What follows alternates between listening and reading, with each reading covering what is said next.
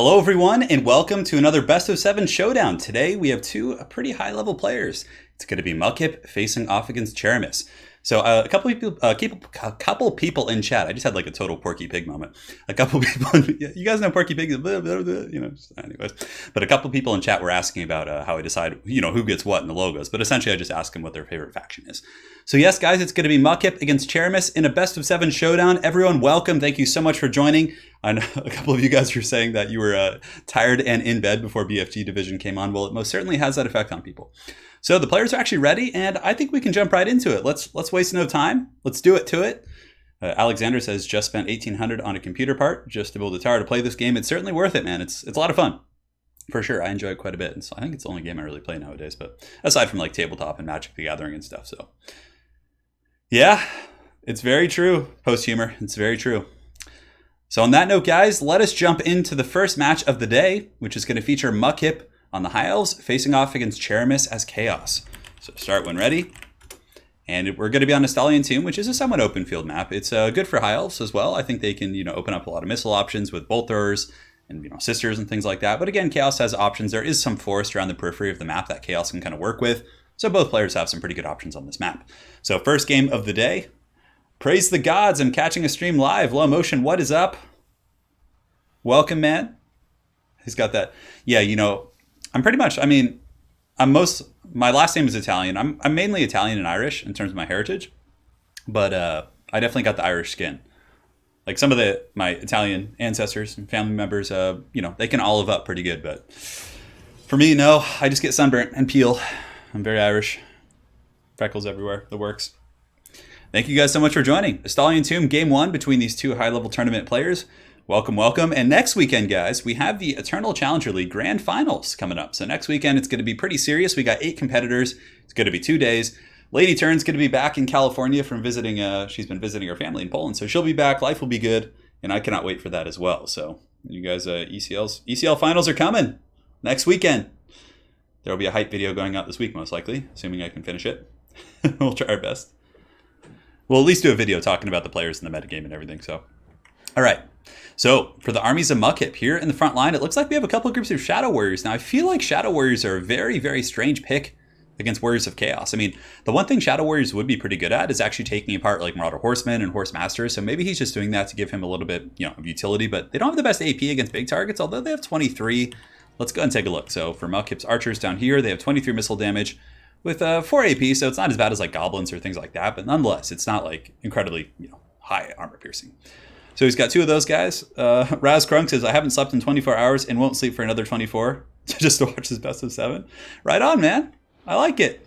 I like it, brother.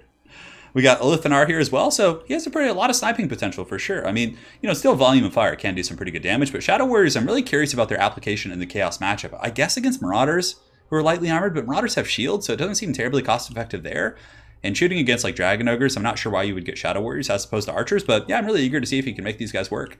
He does have a couple of groups of elite troops, so Swordmasters of Hoeth, 2 of them, and the Pure Main Company, so a very elite army here as far as the infantry goes, and his infantry will definitely beat this Chaos infantry. I mean, Chaos Warriors with great weapons are strong, but Swordmasters are pretty elite for sure.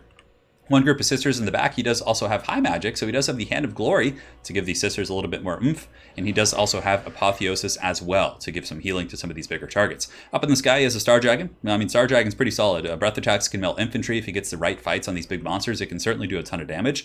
But Elithanar is going to be super valuable, actually, for sniping some of these characters. Like, I wonder if he's going to be using Hand of Glory from the Mage on top of Elithanar, just to kind of make him a little bit more punchy, or shooty, I should say.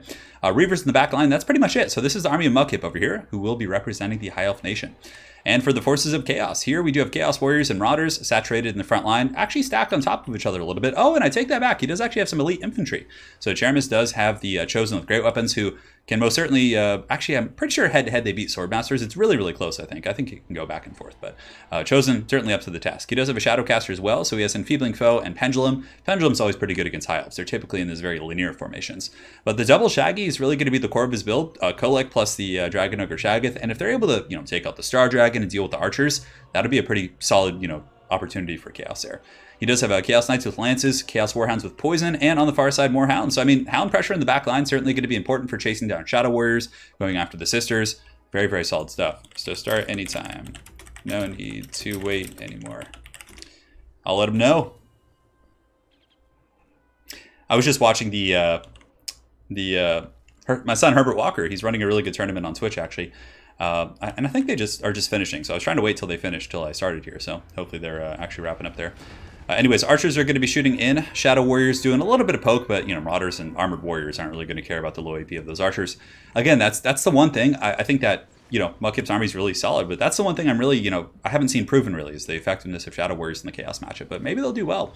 Here we do have the Sisters of Avalorn going to be teeing off. They should 100% be shooting the Chaos, the Chosen with Great Weapons. But I really like this by Czeremis. So what he's done is he's actually put the Marauders kind of saturated on top of his Great Weapon infantry. So if his opponent tries to snipe his Great Weapon infantry, you'll notice the Marauders are actually taking the brunt of that damage, even though I'm pretty sure they're actually targeting the Chaos Warriors with Great Weapons. So very, very solid stuff. No Hand of Glory has been popped yet. Apotheosis is probably going to be the primary spell, just trying to get some healing. And Chaos Knights with Lances from Czeremis are going to be coming up around the flank. Certainly going to be a big pressure. I mean, that is no joke.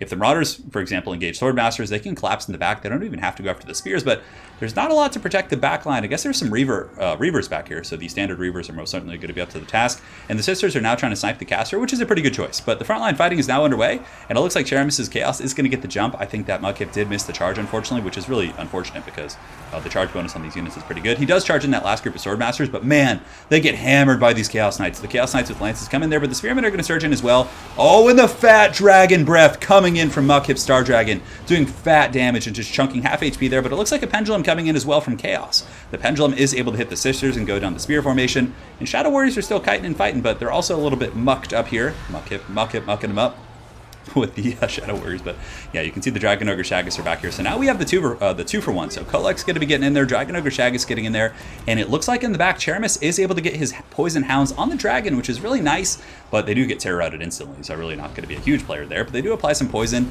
and they're letting Kolek and this other Dragon Ogre Shaggoth just beat the brakes off the Star Dragon. Hand of Glory actually pops on him. Oh, that's right, Hand of Glory does get melee attack as well. I kind of forgot about that, so it does have a bit of a dual purpose application there. So right here, the Kolek Goon Squad's going to be pushing back, and I mean, just shutting down the Sisters is going to be great. The Chosen with Halberds were able to break through the front line and actually do some really good damage against those Swordmasters there, probably due to the Shadow Magic. I believe there was an enfeebling foe, and in the back you can see that Czeremis is getting these Chaos Knights with Lances and doing some serious hammering against these Shadow Warriors, able to get some work in. Spearmen and Swordmasters on the flank win though, and the balance of power is actually really even. So over here you can see the High Elves with a pretty decisive victory. They've dealt with the Skirmishers. Chaos Knights aren't doing too much right now, but over here in the center, Chaos is definitely pretty dominant. The Dragon Ogre Shaggus are just going to Pound Town. You can see here that this caster, the Mage with Life, is, oh my god, she just gets deleted? Just got flattened by those Shaggus. Oh my god. Just shattered like instantly. So that was a lot of burst damage coming in, and now the Dragon Ogre Goon Squad is going to be going after Sisters. There's pretty much only two threats left to the Dragon Ogres. There's the Dragon and the Sisters. I mean, Elithanar as well, but aside as like regular units go. Oh, but look at this. Oh, Kolek's getting focused down. He's actually wavering. The Star Dragon's doing a ton of damage. Is Kolek going to break here? That would be really big. 23 leadership. It looks like he's stabilized, which is huge. That would have been a huge opportunity for the High Elves there to actually break off Kolek and maybe chase him off the battlefield with some Reavers. Or does he have any Reavers? He does have them somewhere. Not really sure. I don't see the Reavers. But anyway, Star Dragon's going to pull up in the sky, which is going to be good. Maybe he could get a good breath attack on Kolek if he sits still. And Elithanar with a nice little snipe right there, getting some good damage against Kolek. Elithanar definitely can wear down bigger targets if he's left unimpeded. And here he's going to be able to sit and shoot. And he might be able to take down the big Dragon Ogre. We'll find out. And the Chosen with Great Weapons, the Dark Gods champions, are surging through the formation here, just doing a ton of work. Sisters are still fighting because Mukip does have them in guard mode, which means they're going to keep carrying out their orders regardless.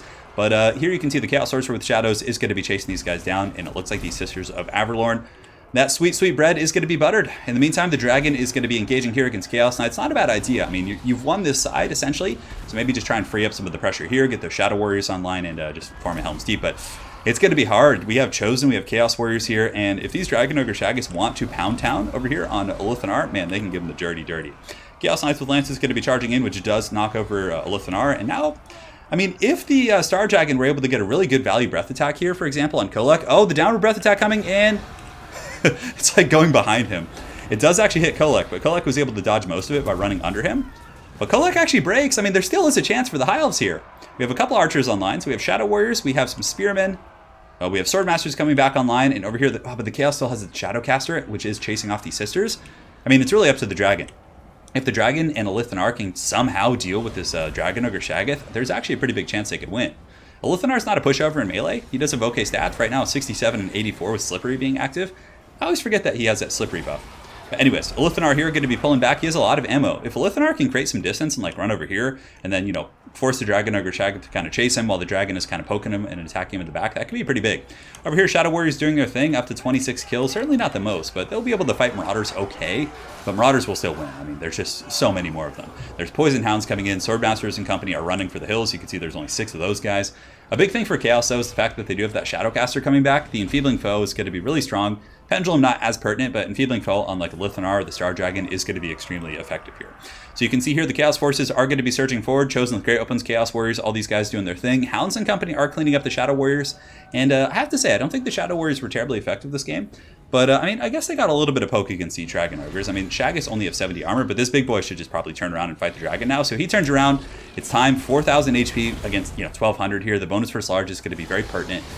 The Dragon Ogre, yeah, probably going to crush this guy, I would imagine, especially with a little bit of support. And the Shadowcaster coming in for sure is pretty much going to spell doom for the High Elves. Lithanar getting in there and doing some poke. Done about 700 damage. Wow, another 200 right there. So the damage is adding up on the Shaggy. Oh, wow, and a Terror Route actually on the Shadowcaster, but not before he gets an Enfeebling Foe. That is huge.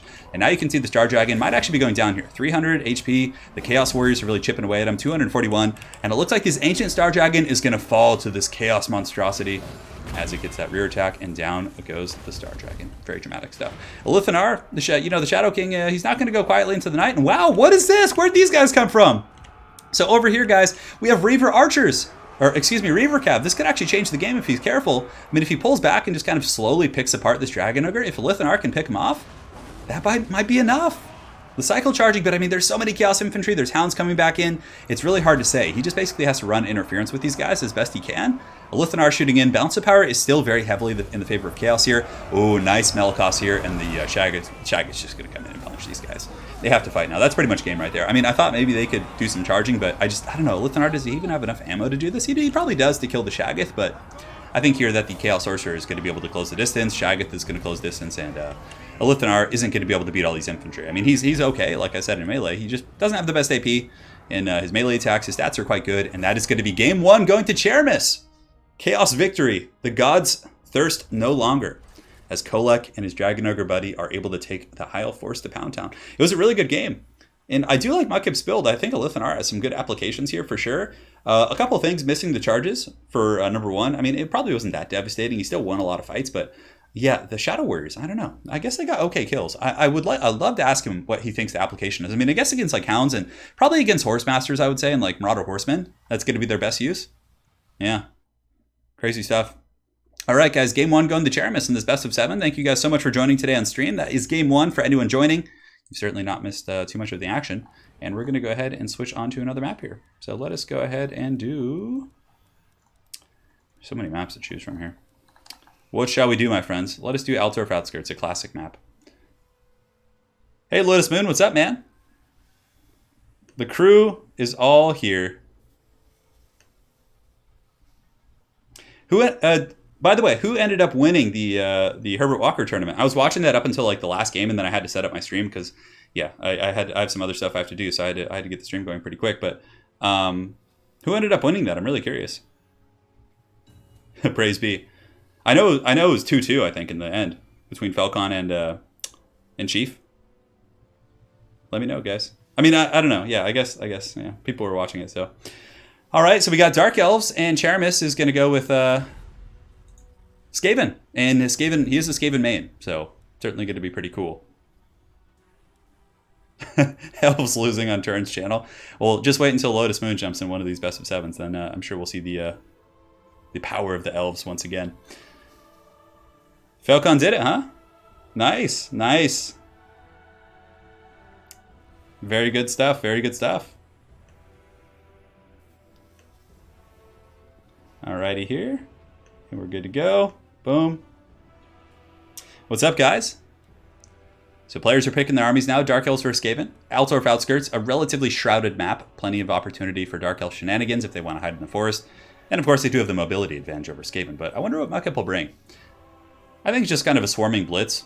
Like just a bunch of Dark Riders and just like, basic infantry to beat down Skaven slaves. I mean, stuff like that is usually pretty effective against Skaven. I actually like mixing in Shades every now and then because they do have stock, so they can close the distance and really, really hammer the elite Skaven targets. So, yeah, we'll see. Czeremis is from Poland, if I'm not mistaken. This is going to be a good matchup. I'm very excited for this one. Lotus Moon says he needs Elves to lose, so they get some nice buffs. Well, we'll see. We'll see.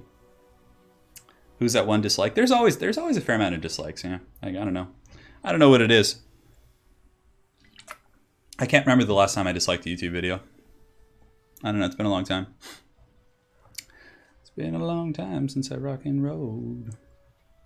As much as I hate Jezzails, I hate pointy ears even more, so go Skaven. I think Dark Elves have some pretty good tools here. Like I said, Dark Riders, Bleak Swords, Marathi, I always like her as a pretty decent pick. I mean, you have to micro and dodge pretty effectively against Skaven because of Jezzails, but she has anti-large. She's really good at sniping. Just, there's so many different tools. Chariots are okay. Although, yeah, I don't know about Chariots in this matchup. Slaanesha's Harvesters, those guys are really good in this matchup. The Doomfire Warlocks. Witch Elves can be pretty good. Sisters of Slaughter can chew through Skaven. There's all kinds of different options. Absolutely. Falcon, what's up, man? I heard you just won. Congratulations, man. I was watching up until the last game, and then I went to go set up the stream. I was trying to time it so it started right when your stream was over. So yeah, congrats on the victory, man. I heard you beat some stiff competition and brought home the W. Congrats, man. Oh yeah, there's a lot of good Polish players for sure. All right, guys, here we are. It's going to be Mukip, game 2. Czeremis is up a game. Aerocrastic says, today's a long day. It is indeed. It is indeed, Aerocrastic. Thanks for joining the stream, man. And Aero, it's been long overdue here, but let me... There you go. I don't know why you weren't a mod on my streams before, Aero, but you are now, so... But anyways, Altdorf Outskirts, it's time. Game 2. Is Mukip going to be able to claw his way back against Czeremis, who did take a pretty solid victory in Game 1 with his Dragon Ogre beatdown squad?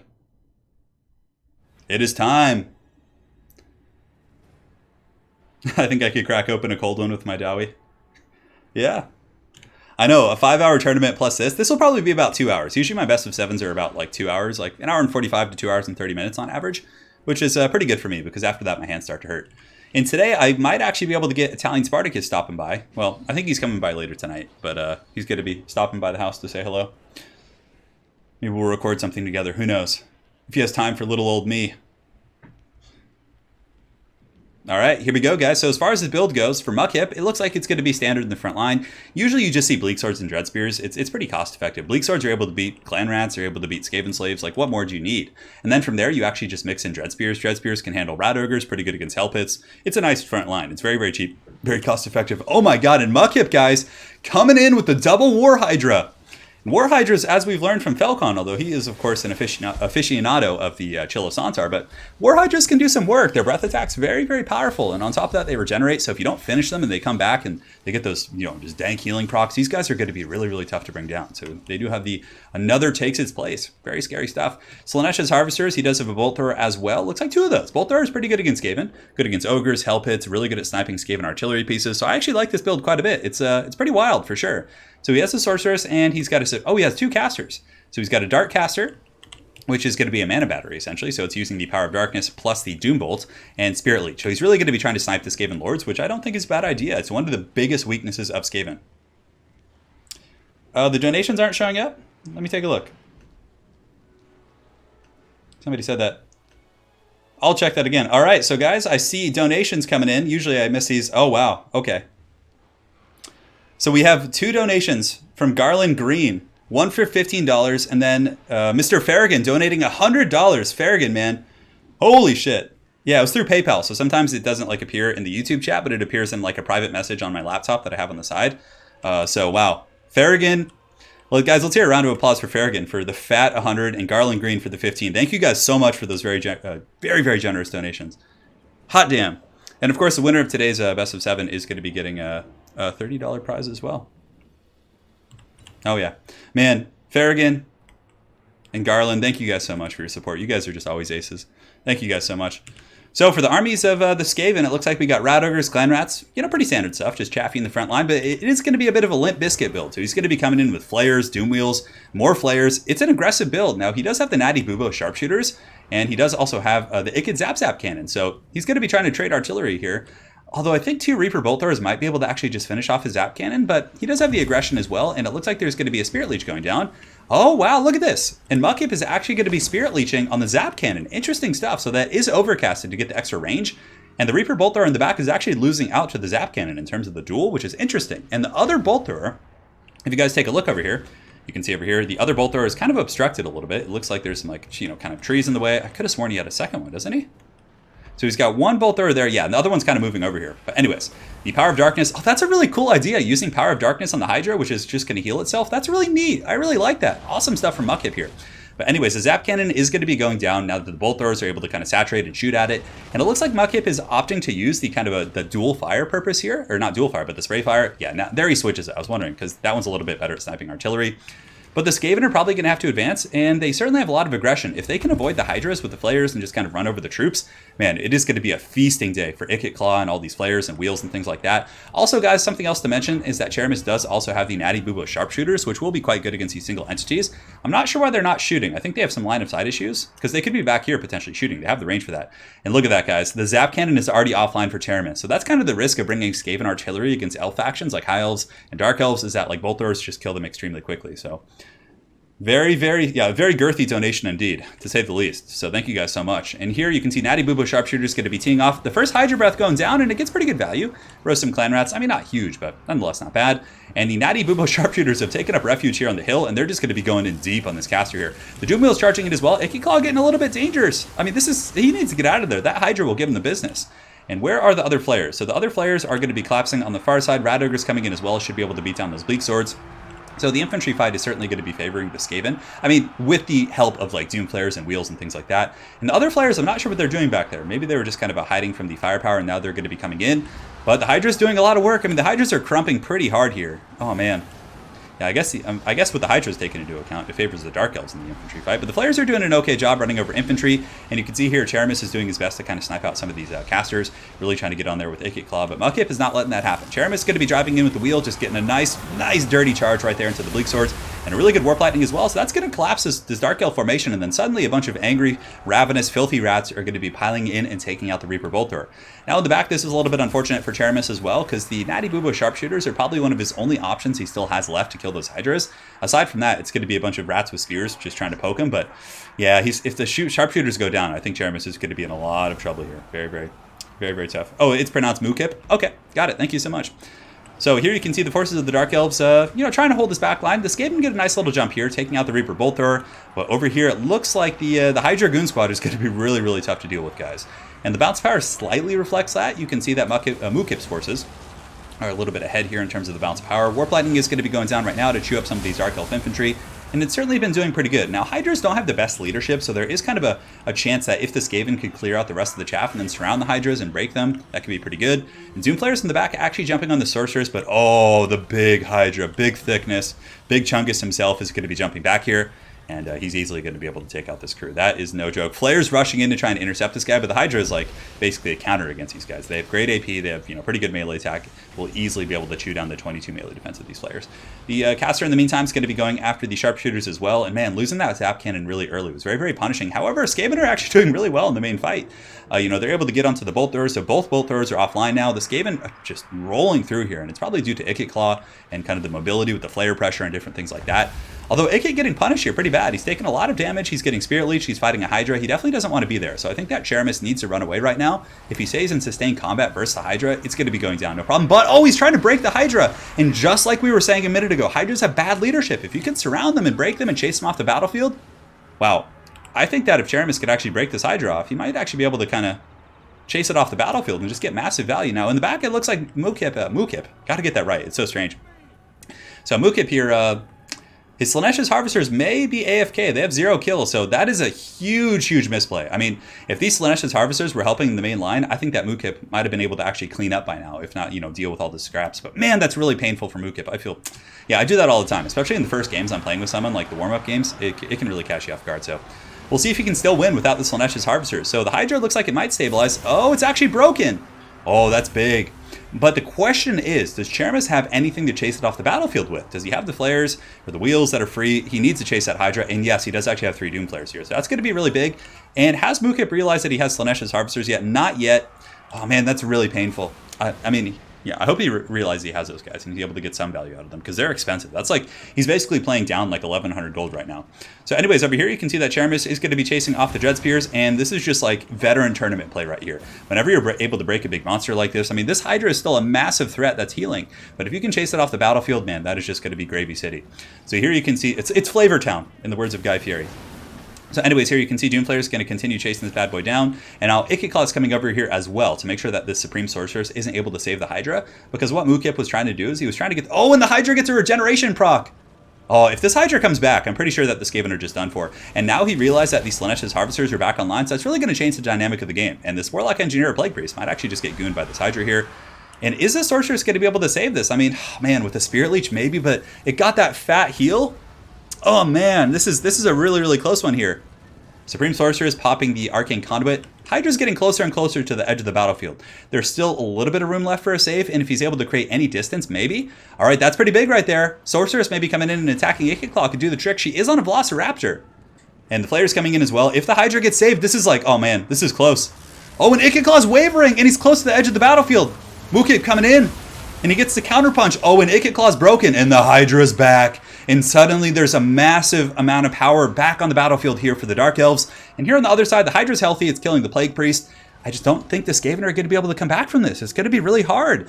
Although here we do have Natty Boobo Sharpshooters. There's only 9 models left, so it's not going to be super crazy. There are some Flayers, and the Flayers are actually able to chase off the Casters. So the Dark Elf Caster is getting pushed off, but now you can see the bounce power is coming back into the favor here of the Dark Elves. Yes, perhaps it was a tactical gambit. Maybe he was playing Possum here with the Slaanesh Harvesters. That seems to be the current conspiracy theory here in chat. But nonetheless, the Slaanesh Harvesters are, they're going to be able to clean up so many of these cheap Skaven units. And the Hydras regenerating, oh, that's so painful. Like every second these Hydras live, the bounce power is going to ebb more and more into the favor of the Dark Elves. As a matter of fact, Dark Elves could simply just hide like over here in the trees and let their guys heal. Although there still are sharpshooters, but I don't think that these Slaanesh Harvesters are going to have any problems buckling this formation. They're just going to bro charge in there up to 43 kills, and they're going to get in there and potentially take out these Natty Boobo sharpshooters. So man, very well played to both these players. This has been a really, really close game, but you know, the Hydras are coming in. The Hydras, they got the Fury. And they're going to be probably wielding some breath attacks. I would imagine there's at least one left between the two of these Hydras, because they have, they have a couple charges. And here the snipers are going to be going after the Lord here, the Supreme Sorceress. Pretty good target priority for sure. I mean, the Hydras you're not going to be able to kill, but if you pop out the Lord, for example, it could hurt the leadership of the Hydras. Obviously, whenever an army loses its Lord or things like that, it does affect the game. So here in the back, Slaanesh Harvesters coming in to butter that sweet bread, but Czeremis is able to get a nice screen up. He gets a Rat Ogres and collapses, and might get some damage on these guys, actually. And here you can see the Word of Pain is going to get used on the Rat Ogres. Hydras are coming in, and oof, that's just going to be too much. Plague Priest's going to drop some summons, but they're just Clan Rats, probably going to get terrified almost instantly. There's some Dread Spears coming back in, and I think that's going to be the buttering of the bread here for the forces. Is the game muted? Shouldn't be. Turn the volume a little bit. Shouldn't be muted. Yeah, anyways, I turned up the volume a little bit for you guys. But here on the ground, you can see Rat Ogres and company just cleaning up shop. Hydra's able to clean up, and I just don't think Skaven can come back. I mean, the Hydras are just growing stronger and stronger. Anakin, unlimited power as the Hydras just grow and heal. And here you can see that the Plague Priest on the low ground is going to be getting shreked pretty bad. Flayers might be able to run some interference and stop the Hydra for a moment, but it's not going to be enough, especially with those guys coming in. And Czeremis is going to withdraw, realizing that the game is over. Wow, what a game! Well played to those two fine gentlemen. That was a really, really good one. And now we're going on to game 3. So we got a series on our hands. These two players evenly matched. Oh man, I always was like, it'd be really fun to be like a matchmaker for like the UFC or something. But I'm trying to do it in Warhammer, I suppose. So here we got Mukip and Czeremis 1-1 here in the series. The Dark Elf victory, pulling them back into the series. And now we're going to be jumping into game 3. So let's go ahead and change the map so these players know what armies to pick based on the circumstances of the map. Czeremis looks like he might be going for High Elves. And let's go ahead and do... Let's do Fallen Man, where one player just like starts on a hill and just like dominates the other one. We'll do Iron Sand Desert. We did a little bit of a forest map there with the outskirts, so we'll do something a little bit more open field.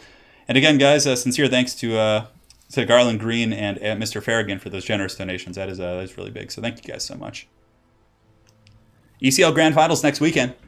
Mukip going on Empire, and Mukip did mention that the Empire is his favorite faction, so we're going to be seeing all the tricks pulled out here, I'm sure. Empire versus Avalorn. So Avalorn has some pretty cool dual purpose against Empire. I think they have some advantages over traditional High Elves in the sense they can bring Dryads, and Dryads are very good against state troops. They're very efficient against like swordsmen and spearmen with shields and things like that, and flagellants. So I think Dryads are a really nice pick here. So we'll see. The Hydras were pretty nasty. Oh, my lovely wife is here as well. Lady Turin coming back to me in a couple days. I've been alone here for like a month, and I've grown in like a dirty beard. I've gained weight. I just aimlessly shamble around the house when she's not here, so she'll be back in a couple days. I'm very, very excited. So everyone say hello to my lovely wife. 1-1 in this series, indeed. Hydra models, Red Skull reflexes. Oh my god. Yeah, thank you guys so much for joining on your Sunday afternoons, Sunday nights. For those of you guys in Europe, sleep is indeed for the weak. So thank you for staying on, despite the fact that it's midnight. I think, or no, it's like 11 o'clock in Poland and kind of Eastern Europe. I think it's like 11 midnight range, and then Western Europe it's like 10. So that's not too bad. That is true, darling. Hey, no worries, Tiamat 64. You'll be able to watch the replays and everything. No stress, my friend. Oh. Those Hydras did work, though. The house is on fire. Anna will be coming home with the steel chair for sure. Although I've been pretty good. I've been tidying up. The bolt throwers are very good against Skaven. Tons of value. Good against rat ogres, good against artillery pieces, good against against flayers. Not the best, but good against doom wheels. I mean, they're just a solid pick. So I really like that pick quite a bit from Mukip here. I think that he had a very solid choice. Great armory picks by both players. And honestly, Czeremis, did a very, very good job considering the fact that he lost his zap cannon like within the first 45 seconds of battle. That's like a ton of gold to lose. So, I mean, he was still able to do very well despite the fact that one of his main centerpieces was destroyed so quickly. Garland Green says, how did the 40K game go? It was good. I won my game. Yeah, it was close though. My friend Ed, who plays Custodes, he's a very solid player, and it's a hard one for sure. So the games are always very, very fun and close with him, even though he'll tell you they aren't, but they're close. Richard Novick, thank you for the $4.99, Richard. Hopefully you're enjoying the stream. And here we go. Let's see. At home and you didn't make a party? Didn't make a party? Dude, we're partying right now, man. What are you talking about? Iron Sand Desert, here we go. It's time.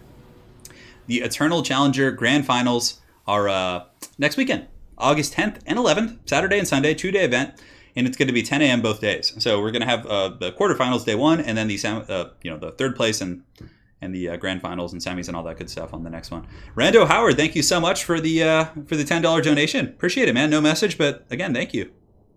Steel chair doesn't sound very healthy if it's aimed at you. That's true.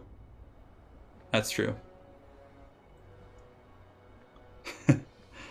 I'm not in Poland right now. My wife is in Poland. Yeah, she's in Poland right now. One Man's Way says, fun fact, I'm making wood elves like real ones. Oh, you're painting a wood elf army? That's pretty cool. You can actually still play them in Warhammer Fantasy. They're just called something different. And they don't have Orion or, those cool named characters anymore. I play Chaos in 40k, so I mainly play Black Legion, Death Guard, and Thousand Suns. I mix those three up usually. But mainly Black Legion and Death Guard. I've been playing more Black Legion lately. I honestly enjoy it a lot. It's really, really fun.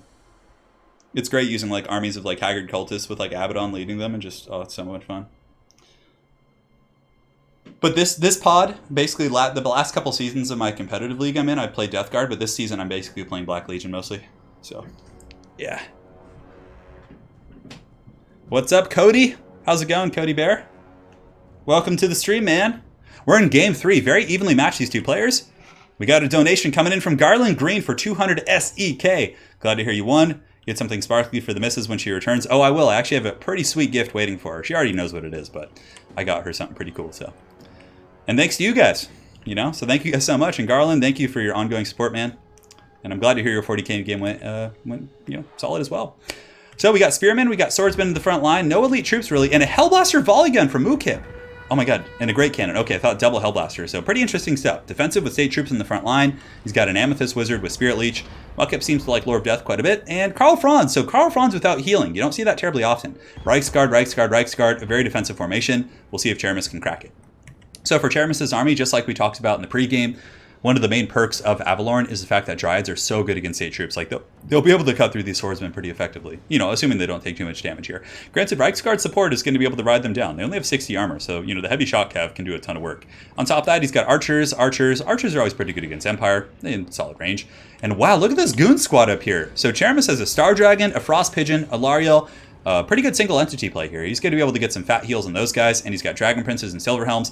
I'm really surprised that the Hellblaster Volley Gun plus the cannons are shooting at Dryads, like, and not shooting at the pressure on the flanks. Like, because once those Dragon Princes come in, they're going to be able to butter some serious bread. And it looks like he's working down the archers first, and he does also have the silver bullets here on the ground. Oh, okay, he has a Jade Wizard as well. So Mukip does have healing for Karl.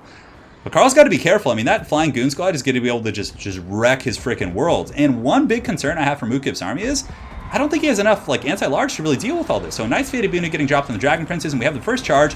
These Empire Knights are just going to get wrecked by Dragon Prince charge. That is going to be devastating to those guys. I mean, they have good armor, the Reiksguard, excuse me, but it's rapidly going to be favoring these guys. I mean, the Fated Boon is kind of evening it out a little bit, but Dragon Princes are a far superior unit, and the Heart of Avalorn is going to be going down as well to heal those guys up. And in the back, the Pigeon is just going to be feasting on the souls of this Hellblaster Volley Gun crew. And I don't know, it's a little bit tough. Reiksguard here taking a charge against Dragon Princes. There's just so many fights for the Empire that are just not good. I mean, they do get some pretty good shock damage, but the Dragon Princes in sustained combat will win that. And Franzi's coming in. I mean, Franzi is going to have to put this game on his back because the backline is already compromised for Mukip. He's lost his Hellblaster Volley Gun, which is expensive. The Great Cannon in the back is going to be getting Shrek'd as well. And Karl Franz has Reikland Runefang pops. No Galmaraz in this guy, so no big juicy hammer. But over here on the flank, you can see it's actually going a little bit better for the Empire because they were able to get the Amethyst Wizard plus some Spearmen out to help out.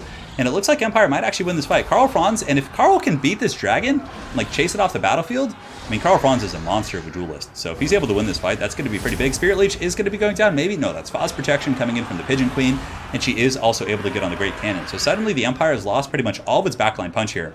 So that's a little bit spooky here. You can see that the Pigeon Queen going to be chasing those guys off. But the Empire is actually able to win this fight just through sheer numbers. Reiksguard, 2 groups of Reiksguard plus Spears plus 2 casters fighting. Casters are heroic units that have a lot of weapon strength, so they're able to win that with the help of some death magic. And Franz is on the run now, dodging some breath attacks right here, and the Sons of Sigmar are holding in the front line. Some of these archers, I don't know how they got into melee combat, but Czeremis accidentally pathed them forward, and some of the swordsmen are able to beat those guys down. But for the most part, it's actually become a relatively even fight, but it's still favoring, the High Elves. Mukip's gun line in the back was just getting crumped so badly. And this Great Cannon is still online. Is it even shooting? I don't think it is. I think Mukip needs to get back on that piece and make sure it keeps shooting. But anyways, over here you can see that the Star Dragon is going to be going after the Franz. And the Franz needs to be careful. I mean, he's in a 3v1 right now. The Frostheart Phoenix, Star Dragon plus Alariel, the Pigeon Queen. And I think that's going to spell doom for the Empire. I just don't think they're going to be able to come back. A couple things that did surprise me about the Empire's play, though, is they're able to win a lot of the frontline engagements. I think that was because of some of their cav support. But, losing that gun line in the back, he needed to keep the cannon and, the Hellblaster Volley Gun online. Maybe if he can get those guys back online. But the problem being is that here you can see that Czeremis does actually have the Silver Helms. They can kill this crew, they can go shut down the Great Cannon again, and that's pretty much going to be game blouses. So right here you can see that Karl's going to be looking for a fight, and he needs to come to his men for sure. This is his last opportunity, I think. If Franz can come in and like snipe Alariel or maybe kill the Star Dragon with the rear charge, maybe. But it looks like he's opting instead to actually go over here and attack the Dryads and just, try and get a win somewhere, which I understand that. But the Dryads are going to lose this anyways. Like, I don't think Franz needs to be over here. Like, this is the fight you really need to help out with. But anyways, Swordsmen and State Troops are holding firm. The Reiksguard and company trying their best to keep these guys in place, and they're doing some okay work. And the Bounce Bar actually is creeping back towards the middle a little bit. Over here you can see that Czeremis just now notices his Silver Helms finished off those State Troops there, and now he's going to be charging to shut down the Great Cannon for Mukip, which is going to be pretty punishing. So here you can see the Star Dragon is able to kind of clean up all of these infantry, and there's no way that these basic State Troops are going to be able to hold up against the wrath of a Star Dragon plus a Frostheart Phoenix. I mean, that's going to be so punishing. Lariel as well is in pretty good shape. He still does have a Deathcaster. Mukip's got his Deathcaster. I believe his Jade Wizard is still alive somewhere. And here you can see the Silver Helms are going to be jumping. The Cannon Crew does turn to shoot at the last second. Reiksguard get a nice little charge. Reiksguard are a better unit than Silver Helms in my opinion. Although, I don't know, the charge bonus, they just have more armor, I guess. Silver Helms have pretty good stats, but that's because of their martial prowess. But anyways, here Dragonland's back here, and you can also see the Frostheart Phoenix and company going to be coming back here to Shrek this Great Cannon, and that's going to get shut down. Granted, Mukip's Empire is rallying, and the Empire does not go quietly into the good night. I have no idea how this bounce power is normalizing with these big monsters. I mean, what's probably going to happen now is that, oh my god, if he lets his cannon live, that cannon could actually be really devastating for sure against these big single entities, but I think killing the Star Dragon is really important. Karl Franz is really beat up too, and I think his wizard got killed earlier. Here in the back, the Hellblaster Volley Gun crew is probably going to be getting pushed off. Some of these right guard going to be taking a full-on charge here, lance-on-lance combat. You can see both sides taking some casualties on the charge, but the Reiksguard were heavily outnumbered there, but they still went out like true heroes of the Empire. And the Frostheart Pigeon is going to be landing among spears. Bounce of Power is actually starting to pull back towards the middle a little bit, which is insane. And I'm not sure how this is going to go. I still think Elves are going to win this, but you know the Empire certainly has a chance of clawing back. Not if they lose this caster, though. If this caster goes down and he loses his magic completely, that's going to be rough. So yeah, Deathcaster gets pushed off here. You can see the Amethyst Wizard in a little bit of trouble, and I think Alariel can chase him off the battlefield. So at this point, Franz is going to have to put the world on his back right now. He has no way to heal, which is really tough. Now, if this was were like Toddbringer, for example, he would be healing, but Karl, of course, is a little bit more powerful as it pertains to his offensive capabilities. And here you can see on the ground, we're going to have Alariel plus the Frostheart Pigeon jumping on the Great Cannon, which is one of the last threats alive to them. And the Star Dragon's just flying overhead. I think he might actually be going for a breath attack. So we'll see. Maybe he's waiting for these like swordsmen to kind of bunch up. And Franz is going in deep. He's going in. He's going for the kill. And he gets a nice little attack there on the Star Dragon. Does some pretty good damage. Reichel and Runefang has been popped, so all these state troops are buffed right now. Now he's going to be jumping in after Alariel, but I think he's going to want to fight the Star Dragon. Oh, Earthblood and Foz Protection overcasted. This entire High Elf army just buffed to the gills right now. 30 armor and melee defense. Franzi wants none of that. Despite his melee attack buff, that is going to be a tough cookie to crack. So now you can see Bounce of Power is going to start shifting again into the favor of the High Elves. And Empire, you know, clawing back pretty well despite some pretty rough circumstances. But I just think the Empire didn't have enough to deal with these big threats. It had nothing for the Star Dragon really besides Karl and the cannon, like the Hellblaster Volleygun. But it just wasn't enough to deal with like this amount of just density and meat in this army, right?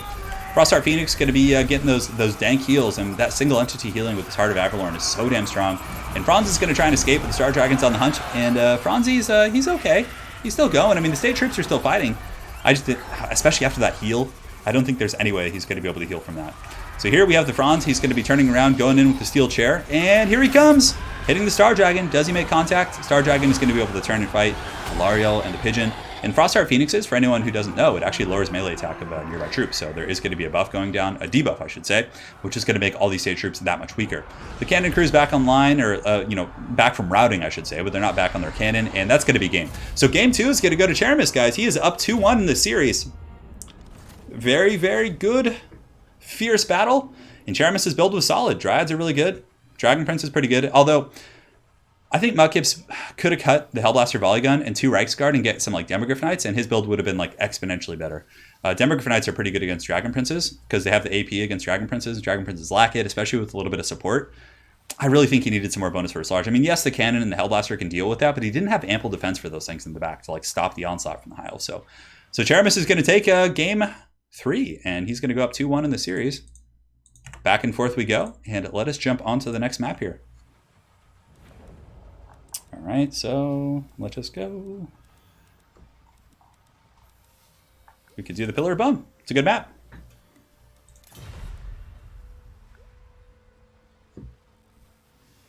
They had 3 gentlemen agreed to, but now they're going to start picking and banning. The first match was a really good game, actually. That was a really fun one. You should go back. You can actually go back and watch it. I have DVR enabled on my stream, so you should be able to go back and like watch it like as it's going. So again, Garland, thank you for the donation. Really appreciate it, man. And yeah, thank you guys all so much for joining today. It's been fun. The Frostheart Phoenix was pretty good. I mean, that single entity goon squad is really powerful. With Alariel's healing, like, oh man, you get so much value healing up a Star Dragon, a Phoenix, plus like your Lord. Oh god, that's so good and tasty. Franz did some pretty good damage, but I just think Mukip losing the back line was just too punishing. It was just too punishing. We try to play different ones each game. Yeah. So basically the players have to play different factions every game.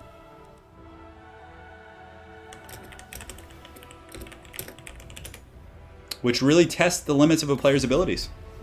Kind of some crazy stuff. So we got a donation coming in from Mr. Munchy Crunch. Told myself I'd donate next stream I catch. Proceeded to miss the last 4 streams. You're my favorite esports commentator since the late, great Total Biscuit. Yeah, well, it was pretty tragic for sure. Keep it on, my dude. Well, thank you so much, man. And I'm glad to even be put in that ballpark. So thank you so much, man. And welcome to the stream. Glad you finally made it, man. Glad you finally made it. Because they are either... oh, you guys are talking about Hiles. Okay. So Czeremis is going to be going with Tomb Kings, and he is banning Chaos. So now Mukip is going to be picking, and we'll see what he brings against Tomb Kings here. Artillery is actually pretty good against High Elves. I think bringing like the Hammer of the Witches is good. Like just that, right? Because it can pound Dragon Princes really hard because the magic damage surpasses the physical resist of a lot of the High Elf stuff. And it's not a lot to protect, right? You just get the Hammer of the Witches and leave some Spearmen or like some Halberds back there and defend with Demogryph Knights, and it's really going to put the initiative on the High Elves, at which point you can counterpunch. It's very, very cost effective. Hellgast, you just got to message me in Discord, man. Yeah. Shoot me a message. Yeah, 2 units of Demogryph Knights I think are a must in that matchup. Oh, look at Mukip. What a hero. So he goes from Empire to Bretonnia, clearly trying to win the hearts of the people here. And this is a matchup that traditionally does favor Tomb Kings, but I think that good Bretonnian players can win this matchup. Like, it's very possible. They have some good tools. Wind Blast is really good. Sword of Crone can be incredibly solid. Questing Knights can do really well against Constructs. Yeah, there's a multitude of ways for this matchup to go well for the Bretonnians. Granted, I still think it does slightly favor the... And the whole thing with Jeff Robinson, it's really sad too, in Control. He was... so I have an interesting story about him. When I was first starting out as kind of a content creator, I got invited to my first Creative Assembly event. My first one ever, and it was for the launch of Warhammer 2. Way back, and he was actually there, so they invited him because obviously he has a history in RTSs, and he's a huge Warhammer fan. Of course, In Control was basically a professional Warhammer player, Warhammer 40k. So I ended up sharing a cab with him, and during the cab ride, I started asking him about 40k, and he like the way he talked about it was so passionate, and he was giving me all these tips about what was fun and what factions were good. He talked me into playing 40k. He was the reason I started playing 40k. I was thinking about it, but he pushed me over the edge, and yeah, he was so cool. Such an awesome guy. We'll drop a Discord link in the stream at some point. Yeah, it's 1-0 Inspector. Just hang tight and we'll drop it. So, Mukip is ready. His Bretonnians, the brave knights of Bretonnia, are here. They're ready to go. And they're going to be taking on the Bone Daddies. It is a pretty small map, so, artillery play, Shopty Great Bows are going to be able to shoot right away, but they may not get as much value as they would on a big map. Pillar of Bone is quite small, so yes. 2 Hippogriff Knights, Mass Infantry, ODM Rame says. Hippo Knights do have some okay applications here. If they don't get tar pitted, they can really melt constructs. They hit very, very hard, so. Oh yeah, I used to watch In Control back when I was really serious into StarCraft, for sure. Yeah, he was a good Protoss player, for sure. Mukip. It is time. And here we go. Both players are ready. We're here. Game 4 in this best of 7 showdown. 2-1 advantage for Czeremis, but Mukip coming in with the Bretonnians. The Bretonnian steel chair. Is it going to be able to claw its way back into the series? We will find out on the next episode. So thank you guys again for joining here, and it is go time. Oh yeah, 774 people. It's going to be good. Do drop a like if you're enjoying the stream. I might actually be re-editing that intro video. So you guys, the one that has BFG Division, it has all the cinematics. I'm going to do that, but a full 9-minute version of the actual song, I think. And, make it, add, actual gameplay footage and stuff. Oh. All right. Well, Falcon and Lotus Moon are actually both playing in the Eternal Challenger League Grand Finals and could perhaps meet up at some point. So you guys might be seeing that next weekend.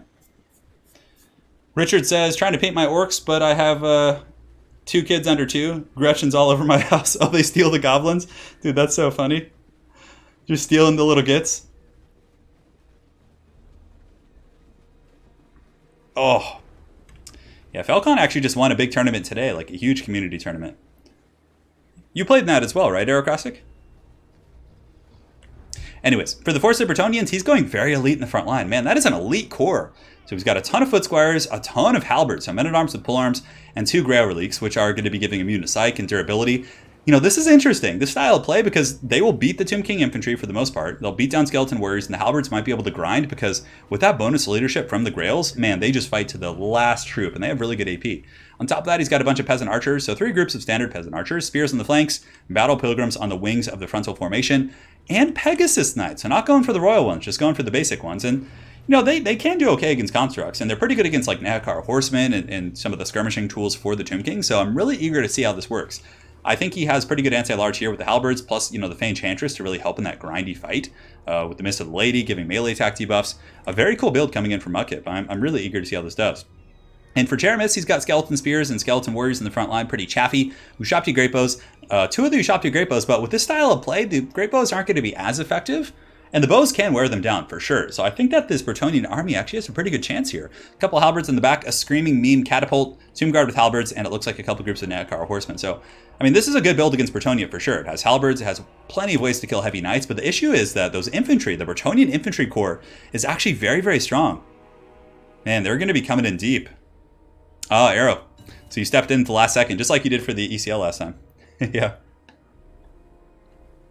So the Grail Relique is actually quite good because it gives, in certain matchups, not in every matchup, because it gives leadership to nearby troops. So you can see that these Foot Squires have 89 leadership right now, plus it gives immunity to psychology to all nearby troops, which against Tomb King's constructs like Tomb Scorpions and stuff like that, it's actually very, very significant. So the Screaming Meme Catapult going to be dropping those dank memes over here onto the Men-at-Arms of Polearms and some of the Foot Squires initially, doing some good damage, but this is certainly a very unorthodox Bretonnian army. I mean, there's not much mobility or cav, which, you know, is what most Tomb King's players would expect. And that's why there's these Ushabti Great Bows and halberds. But the Foot Squires are going to have a pretty good time just beating down these Skeleton Warriors. And the halberds, of course, will be pretty good against Ushabti and things like that.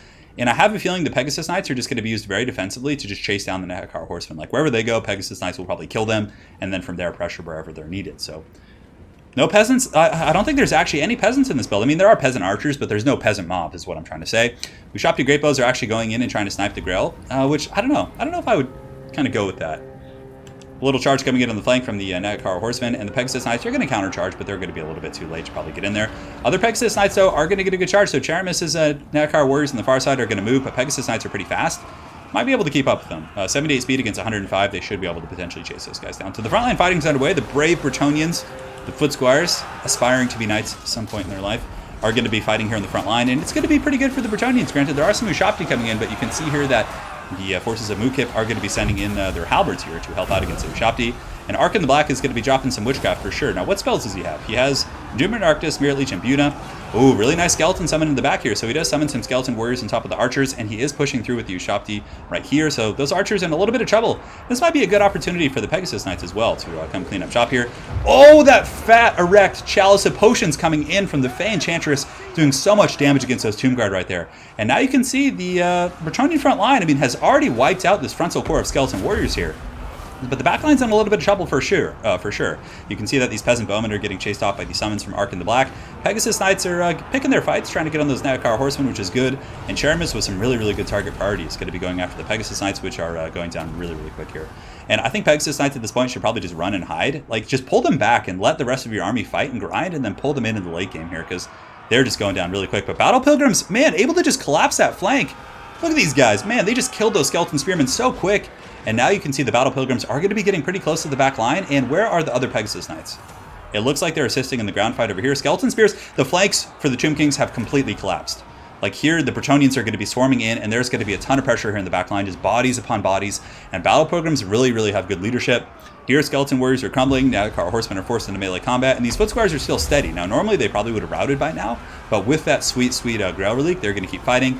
And also, Aspect of the Dread Knight being cast on the Tomb Guard with halberds isn't going to do anything, because these guys are immune to psychology because of the Grail. So the Grail's doing good work, but on that same note, guys, Czeremis is doing an outstanding job of tearing up the back line. The Peasant Archers are all but done. One group here, and the other one I think is run for the hills. So the Ushabti summon in the back was used, and it looks like it's going pretty good. Oh, but look at this, the Pegasus Knights with the overextended Ushabti. The Pegasus Knights are going to be able to kill them, no problem. These Ushabti are going down so quick, and the summoned Ushabti will be disappearing in about 5 or 6 seconds, so you don't need to worry too much about those guys. So that's a really, really good catch for the Bretonnians here. And here in the front, the Fey Enchantress is leading the man tide. The Bretonnian tide is coming forth, just spears upon swords, just with a Mist of the Lady draining, like truly a grindy infantry army. It's doing so much work here. And the Tomb Kings are just kind of getting crumped out in the front line, and the bounce power is reflecting that, and you can see the Bretonnians are pulling ahead, as anytime Ushabti Great Bows have to run from like just cheap, crappy spears, you know you're in a relatively bad situation. So here we have Battle Pilgrims and Foot Squires able to clean up shop on these Nagakar horsemen. Some halberds in the back going to be going after the Ushabti, and Fey Enchantress is still grinding. I mean, these Foot Squires with the support of the Grail Relique are just going to be so tough to take down. I had some like weird ringing in my ear. That was really strange. It's like a loud ringing. Well, that can't be good. But anyways, guys, Fey Enchantress and company going to keep draining right here, and these Tomb Guard are not going to be able to hold up against Foot Squires, and these Men-at-Arms, of course, normally would probably lose against Tomb Guard, but in the situation with the support of the Fey Enchantress, with the Mist of the Lady, that sweet, sweet drain is going to be able to polish those guys off, and the Bretonnian Tide just moves the Man Tide coming in. Battle Pilgrims just able to clean up shop. I mean, Halberds are not going to be able to hold. The Ushopti Great Bows here are the last bastion of hope. A beautiful Chalice of Potions coming down right there from Mukip and the Fey Enchantress.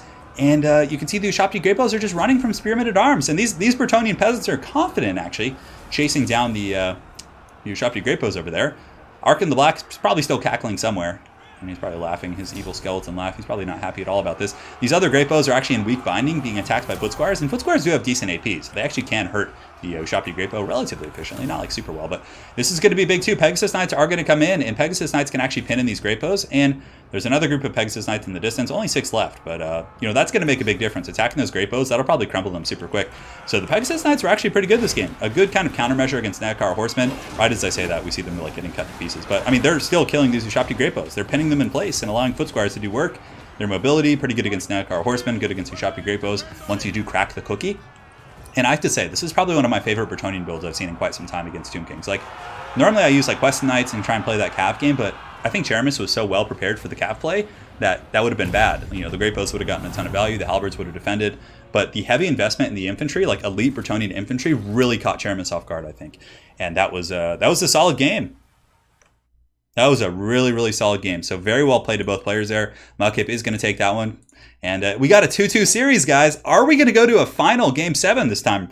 We'll find out. I'm excited. GG. That was a really great game. That was a fun one to watch. Fun one to cast. River Amixon. Chairman says, Arkin, why did you die to the Fae? Oh, that's what happened. He must have been dueling Fey Enchantress and lost. Hey, Marshall, glad you finally made a stream. Welcome, man. Welcome. Good to have you here, my friend. It's been a great best of 7 series today. And next week, of course, we have 2 fat, long tournaments. It's gonna be a deep one. So essentially, day 1 is gonna be 4 best of 3s, and then day 2 is gonna be 2 best of 3s, and then a best of 5 and a best of 5. So day 2 is gonna be pretty deep in it. Mukip coming in with the wild card build. I know, no Knights really. I mean, Pegasus Knights? Can't snipe Cav if there's no Cav. Checkmate, says Optimus Pine. Fair play. River Amixon is the next map. 2-2. Let's see. Let's see what they pick and ban. The elite Bretonnian infantry they were. Hugo Sandoval, it's your first stream as well. Well, glad to have you here, man. Yeah, it was really neat though. The Foot Squires, I think, like with the double Grail, like supporting them, man, they are not going to break easily. Like it is such a pain in the ass to break Bretonnian armies when they're fighting for their dead knight they're carrying. Yeah. Disco Jack says, Turin, I was watching with my mom and she got up and left when you said Fat Erect spell. Was she enjoying it before then, Disco Jack? was she enjoying it, or was that just kind of, was she gonna leave anyways? Basically what I was asking. Dude, that actually brought like a tear to my eye.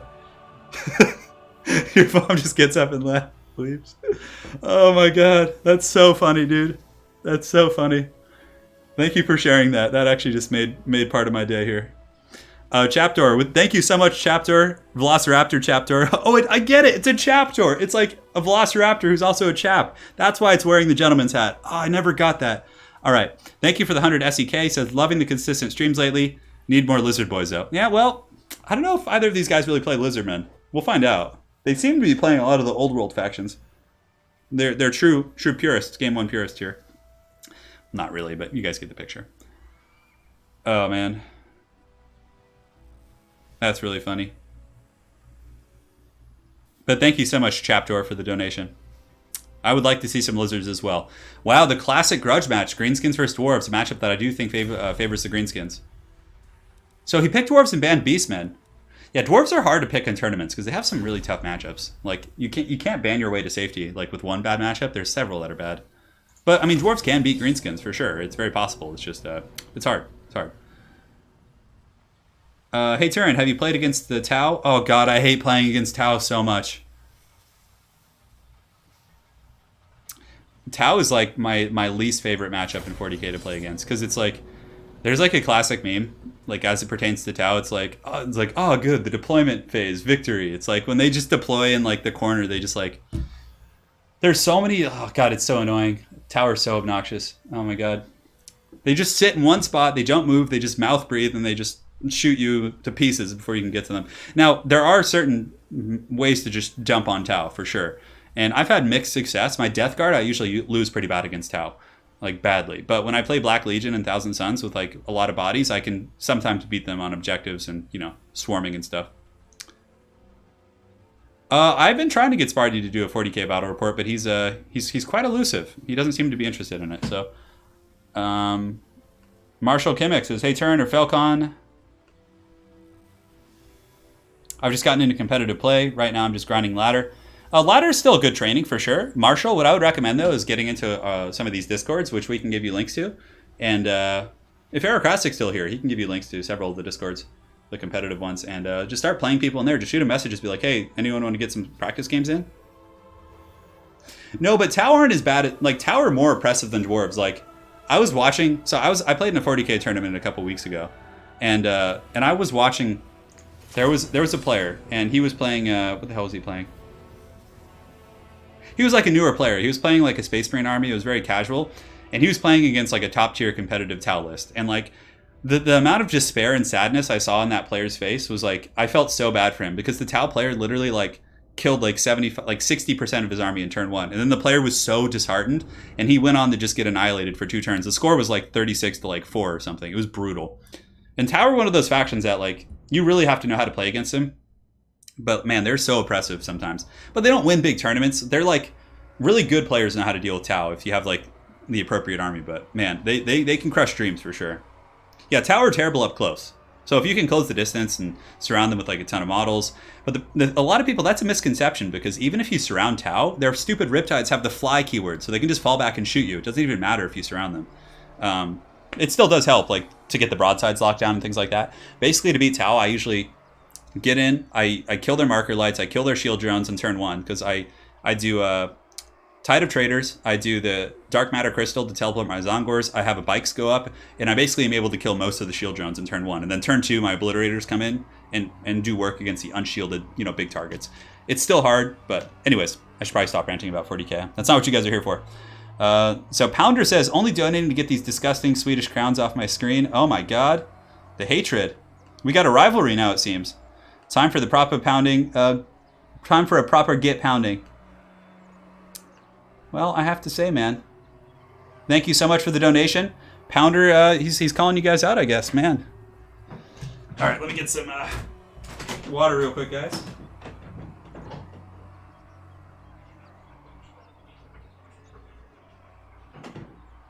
I think the Swedes would like to have a word with you, man. Better watch out, they're going to sail down in their longships. Oh, all right. So here we go, guys. It is time. Range far, range fast indeed. The Dwarves facing off against the foul Greenskin Wa. I'm a Greenskin man at heart, but to be fair, I'm more of a fan of the Dwarfs. Dropships and melted bombs are the only way. I mean, I've beaten Tau before on several occasions, but typically I have a losing record against Tau for sure. But anyways, as far as the Dwarves go, Ironbreakers in the front line going pretty elite in Orgrimlings, Ironbreakers, and he has some good natural terrain here, which does cut off a flank. He's got a couple groups of Quarrelers. He does also have a great cannon, or a cannon in the back. Slayers, 2 groups of Dwarf Warriors, and a very defensive box, which is pretty normal. Gyrocopter is going to be running some Overwatch and just kind of scouting a little bit and seeing what happens here. And we will see. All right, guys. It's time. We got Nasty Skulkers. We got Wurzog. Oh, is that Wurzog? Oh, I thought it was Grimgor. I got really excited. So Skulkers, we got a combination of Squigs and Durkid Squig Hoppers, Rusty Errors, Black Orcs. Pretty standard stuff, but no, this is actually really different. He's got 2 Goblin Rocklobbers back here for Czeremis, and he's hiding behind the tree, so he has the advantage of the Arc of Fire. So if a cannon fires, it has to go through the trees, but the Goblin Rocklobbers don't have to. But the Gyrocopters might be able to shut this down. So Chapter comes in with 200 SEK and he says, I had to beat Pounder, fight me. Oh man, the Swedes coming in. This is getting wild here in chat, guys. But remember, guys, we're all one big family despite where you're from. We're all friends here. We're all part of this glorious Warhammer community. And good times are coming. Wow, really, really good Wurzog effigy. So Wurzog pops out of the forest on his pig and drops an effigy of the Git. He literally has like an effigy of the gyrocopter, like a makeshift gyrocopter in his hand, and he just like put a needle in it, and those things got frozen. It looks like there's going to be a Vindictive Glare or Gaze of Mork coming down. Oh man, these gyros are getting pounded by this Orc Onslaught. And I have to say, I think Czeremis' tacticianship here is awesome. Getting the Hammer of Gork, the artillery pieces behind the trees, is going to be so obnoxious for the dwarves. So aside from that, though, he has Black Orcs, he's got Archers, he's got Squigs. I mean, his army's, relatively standard. Aside from that, he's got Skulkers in the trees here, Black Orcs over here, and another Goblin Rockclobber, which is taking some fire here. Squigs, Black Orcs, Skulkers, Goblin Big Boss. Man, so that Gyrocopter just got pounded. So suddenly the dwarves are out a lot of money. Now, if this cannon is kind of, taken out somehow, man, if he can pull the dwarves out of this defensive formation, that is going to be tough. I don't think dwarves... I don't know who the weakest faction is. Like, dwarves are kind of an extreme faction. They have some matchups in which they're an extreme hard counter to people, but then they have a lot of matchups where they're an extreme, like, they just get destroyed by the faction they're playing against. So, I mean, like, in terms of, like, having the most bad matchups, maybe dwarves do. Because, like, I feel like dwarves have a bad matchup versus Greenskins, versus Beastmen, versus Chaos, versus Dark Elves, versus High Elves. Like, they have a lot of bad matchups, in my opinion. The Swedes coming in with the Mighty Catapult. Oh, my God. Christian, yes. I'm totally Palpatine right now, just like rubbing my hands together, like, let them fight. Good, Anakin, good, let them fight. So that gyrocopter got taken out pretty bad, and it did indeed run off the battlefield. It shattered. And now the Greenskins are just being sneaky gits. I mean, look at this. Ah, this is such good tactic. I love this play from Czeremis. This is awesome. I mean, he could just sit in the trees, he could just lob rocks, and the dwarf cannons aren't going to be able to shoot through here effectively. Hammer of Gork plus the Goblin Rock Lobbers are going to be able to just force the dwarves out. They're going to have to move. And look at this. The Goblin Rock Lobbers like running away. Oh, that's so funny. The little crew is just scurrying away. That is so obnoxious. They're pushing the Goblin Rock Lobber to the edge of the map. This is true Greenskin play. True Greenskin play. So Squig Hoppers here, Black Orcs, and Orc Airboys and company are coming in. Goblin Big Boss. I mean, the Greenskins are just waiting to pounce. As soon as the dwarves are forced out of this formation, the Greenskin wall is just going to ambush. This is like truly like a lore accurate representation of how the Greenskins would fight too.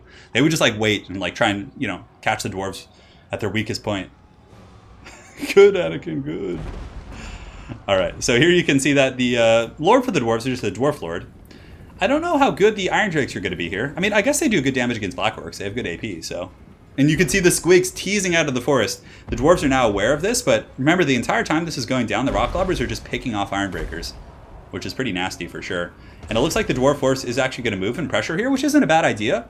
If the dwarves want to like move over here and maybe attack this like forest position and then form like a wall against these guys, that could be pretty good, but he's taking a lot of damage for sure. Spirit of Gorg says, well, I got to root for the Hammer of Gorg. Yes, you do, man. Thank you for the two, man.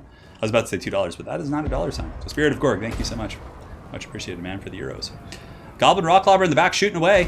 It's just trundling in there, shooting the cannon. But the dwarf front line is starting to get tattered. I think that Mukip is actually just going to wait this one out. I think he's just going to sit and take this like a champ and wait for the Rocklobbers to run out of ammo, at which point the Black Orcs, and company will have to advance. But now they don't have to. They're shooting with Rocklobbers. They're attacking technically. So we have some downtime. If you guys have any questions or anything, let me know. Greenskins playing 4D chess over here. I know, this is crazy. Why is there no git stomping? Well, the git stomping will come. Although I feel like most Greenskin armies like wouldn't have the discipline to wait. They would just like want to charge and kill. But perhaps Wurzog is a savvy battle leader here. And the Greenskin force just waiting on like the periphery of the forest here, just going to be coming out. And are they talking to each other? Oh, he just yelled "Wah." Daniel Bjorklund from the icy shores of Swedska. Thank you, Daniel, for the 50 SCK. Thank you, man. Much appreciated. When I was in college, I went to college at Santa Barbara City College, and before I transferred to my four-year university to get my bachelor's in, I ran track and field in college. I was on a track team, and we had a ton of Swedes on the track team, and actually a couple of people from Finland as well. They seem to get along really well there, but perhaps not here.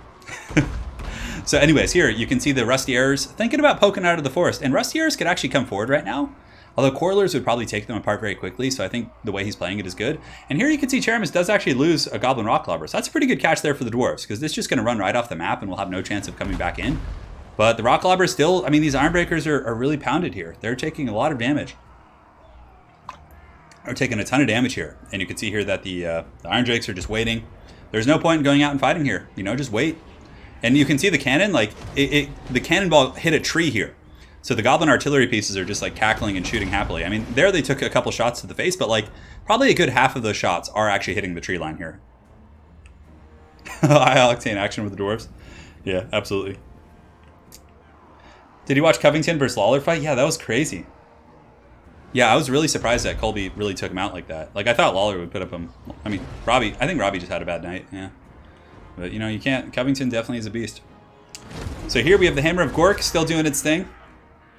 3 models here, 3 models here. The Dwarf Cannon is in, you know, perfect health, obviously. But, you know, the damage he's taken on the Ironbreakers, is that going to be significant enough? I think at this point, maybe switching to the other Ironbreakers would be better. And you can see here, that's what Czeremis is actually doing. He's shooting these Ironbreakers, which is a good call. So instead of actually, you know, panicking and chasing, the Dwarves have maintained their calm, realizing the Rock Lobbers, like, won't, like, just annihilate them. Like, it's going to be, you know, pretty bad. They're going to take a lot of damage. But, you know, the Greenskins are going to have to come in a second.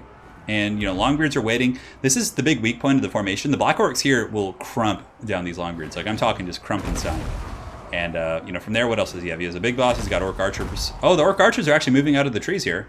Looks like they're thinking about getting some shots here against the cannon crew. I feel like they should have done that earlier.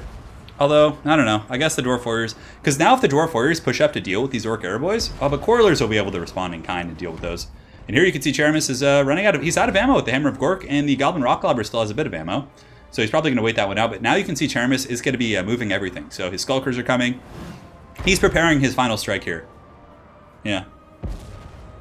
He's preparing the death thrust. And we'll see how it goes. We'll see how it goes. Black Orcs here waiting in reserve. Goblin Big Boss, it looks like he's on a wolf. Yeah, he's on a wolf. I don't think it's a spider. Skulkers have been revealed. So the dwarves are starting to like get privy to this. They're like, hey, wait a second. We're surrounded, actually. That's not good. Who do you think is the weakest faction, if not the dwarves? I don't know. It's really hard to say. It's because it's more circumstantial based on the matchups. But I think the dwarves might have like some of the worst matchups, to be honest. Yeah. And here you can see the Orc Archers waiting in the trees, shooting at the dwarves. And the dwarves are going to return fire here with the Quarrelers, but he's shooting into, you know, shielded armored infantry. So Orc Airboys aren't really going to do a ton of damage, and the Quarrelers will outtrade them like every day of the week. And now the Wa is here. The Great War Master, Wurzog, going to be leading this pig charge. So Ironbreakers cost about... What does Norgamlings cost? Like 1,400, 1,300?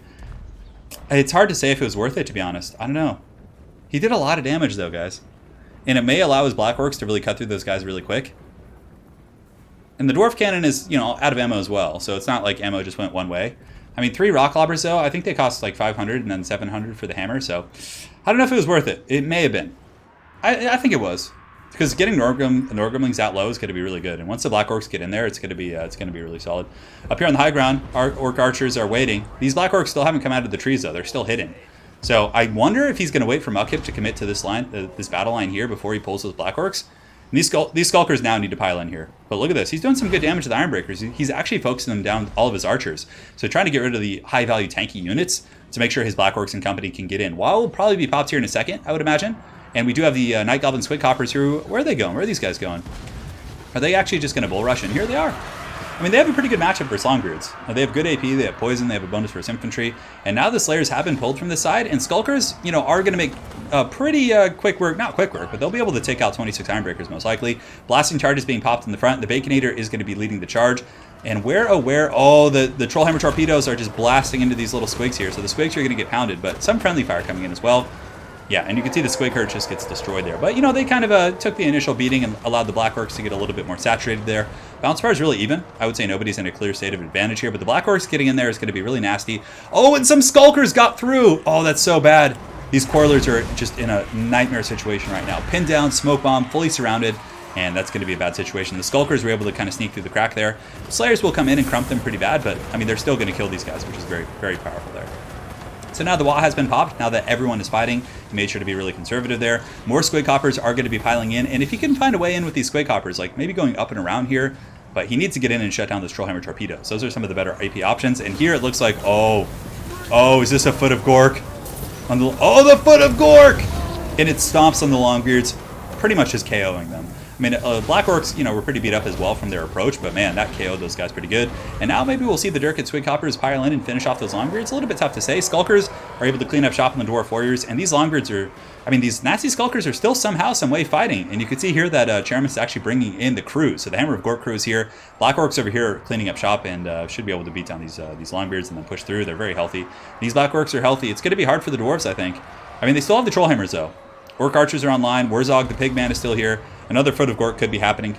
That was a pretty erect Foot of Gork for sure. But the balance of power is, it's even. It's relatively even. Slightly favors the Greenskins, I think. The Dwarf Lord is going to be a little bit tough to kill. I mean, he's pretty powerful in melee. 45 and 60. Wurzog, of course, has good AP and cycle charging potential, so I don't think that's going to be too big.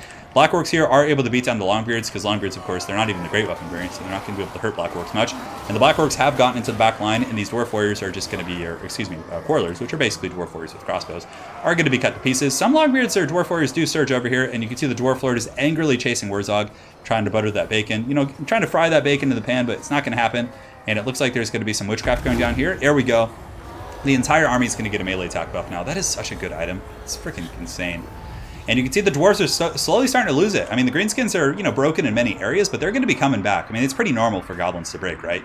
And the biggest issue for the Dawi is the fact that there's so many Black Orcs online. There's a group here that's full health. There's another group right here that's in good shape. And they have There We Go. I mean, they're just going to be getting deep into these guys right here.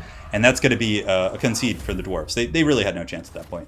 So well played to Czeremis. The 4D Greenskin chess, able to take that. Now, is Czeremis going to take it here and close out the series? Or are we going to go to Game 7? So far, it's been back and forth every single game.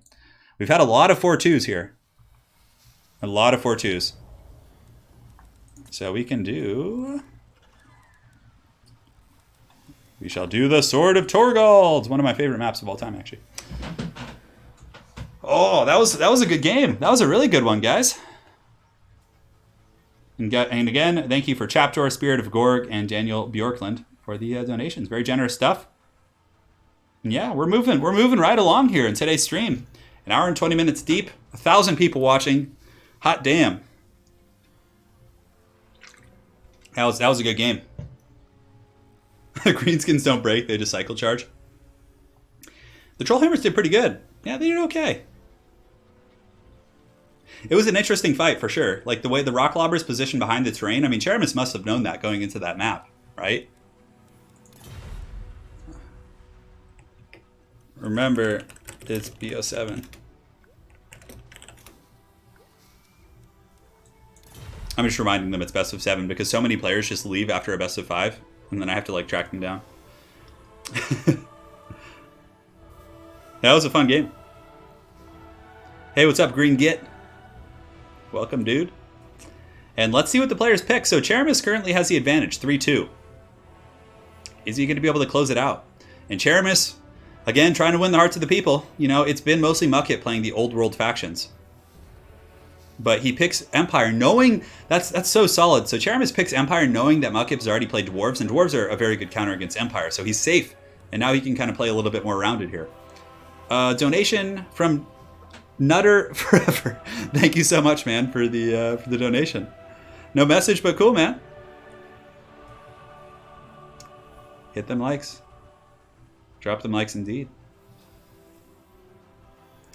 If we get up over 500, that'd be pretty sweet. And there's about 1,000 people here. So it looks like he's going to be playing Empire and banning Vampire counts. And we'll see what Mukip picks. I mean, there's countless choices to play against Empire. I mean, Empire is like one of those factions that doesn't have too many terrible matchup. They're kind of a jack of all trades faction. Like, they're okay in every matchup. They have a couple bad ones, I suppose. Like Dwarves. Dwarves is really bad for the Empire. They could just like have cannons and thunders and just sit and wait. And like, his AP options for the Empire are like what, greatswords and Demogryph Knights with lances. It's like they're lords. It's true. Well, we'll see what happens. Mukip mulling over his last pick here. The Sword of Torgald, of course, has a little bit of a pit in the middle. Oh, the Chapter. This one's for you, Chapter. Dude, you're getting your Dino wish. Mukip coming in with the Lizards. And Lizards, I think, are probably one of the best factions in the game. I don't think they have too many bad matchups, to be honest. I really don't. And we're going to see if they can pull it out. Empire has some pretty good tools against Dinos. You can go with like greatswords to beat Saurus and, you know, surprise them. And cannons are pretty good. And Demogryph Knights with halberds are solid. I mean, there's a bunch of things here. Falcon. That's pretty funny, Falcon. Everyone's like, good luck. Hey, Falcon, see you later, man. Thank you for staying on the stream for this long, but get some rest after that balls deep tournament you won earlier. So congrats. Congrats. Good night, brother. Yes, the chapter. He gets his dinos. I really want to see the builds right now, but I'm not going to click because then I would have to put up a screen blocker.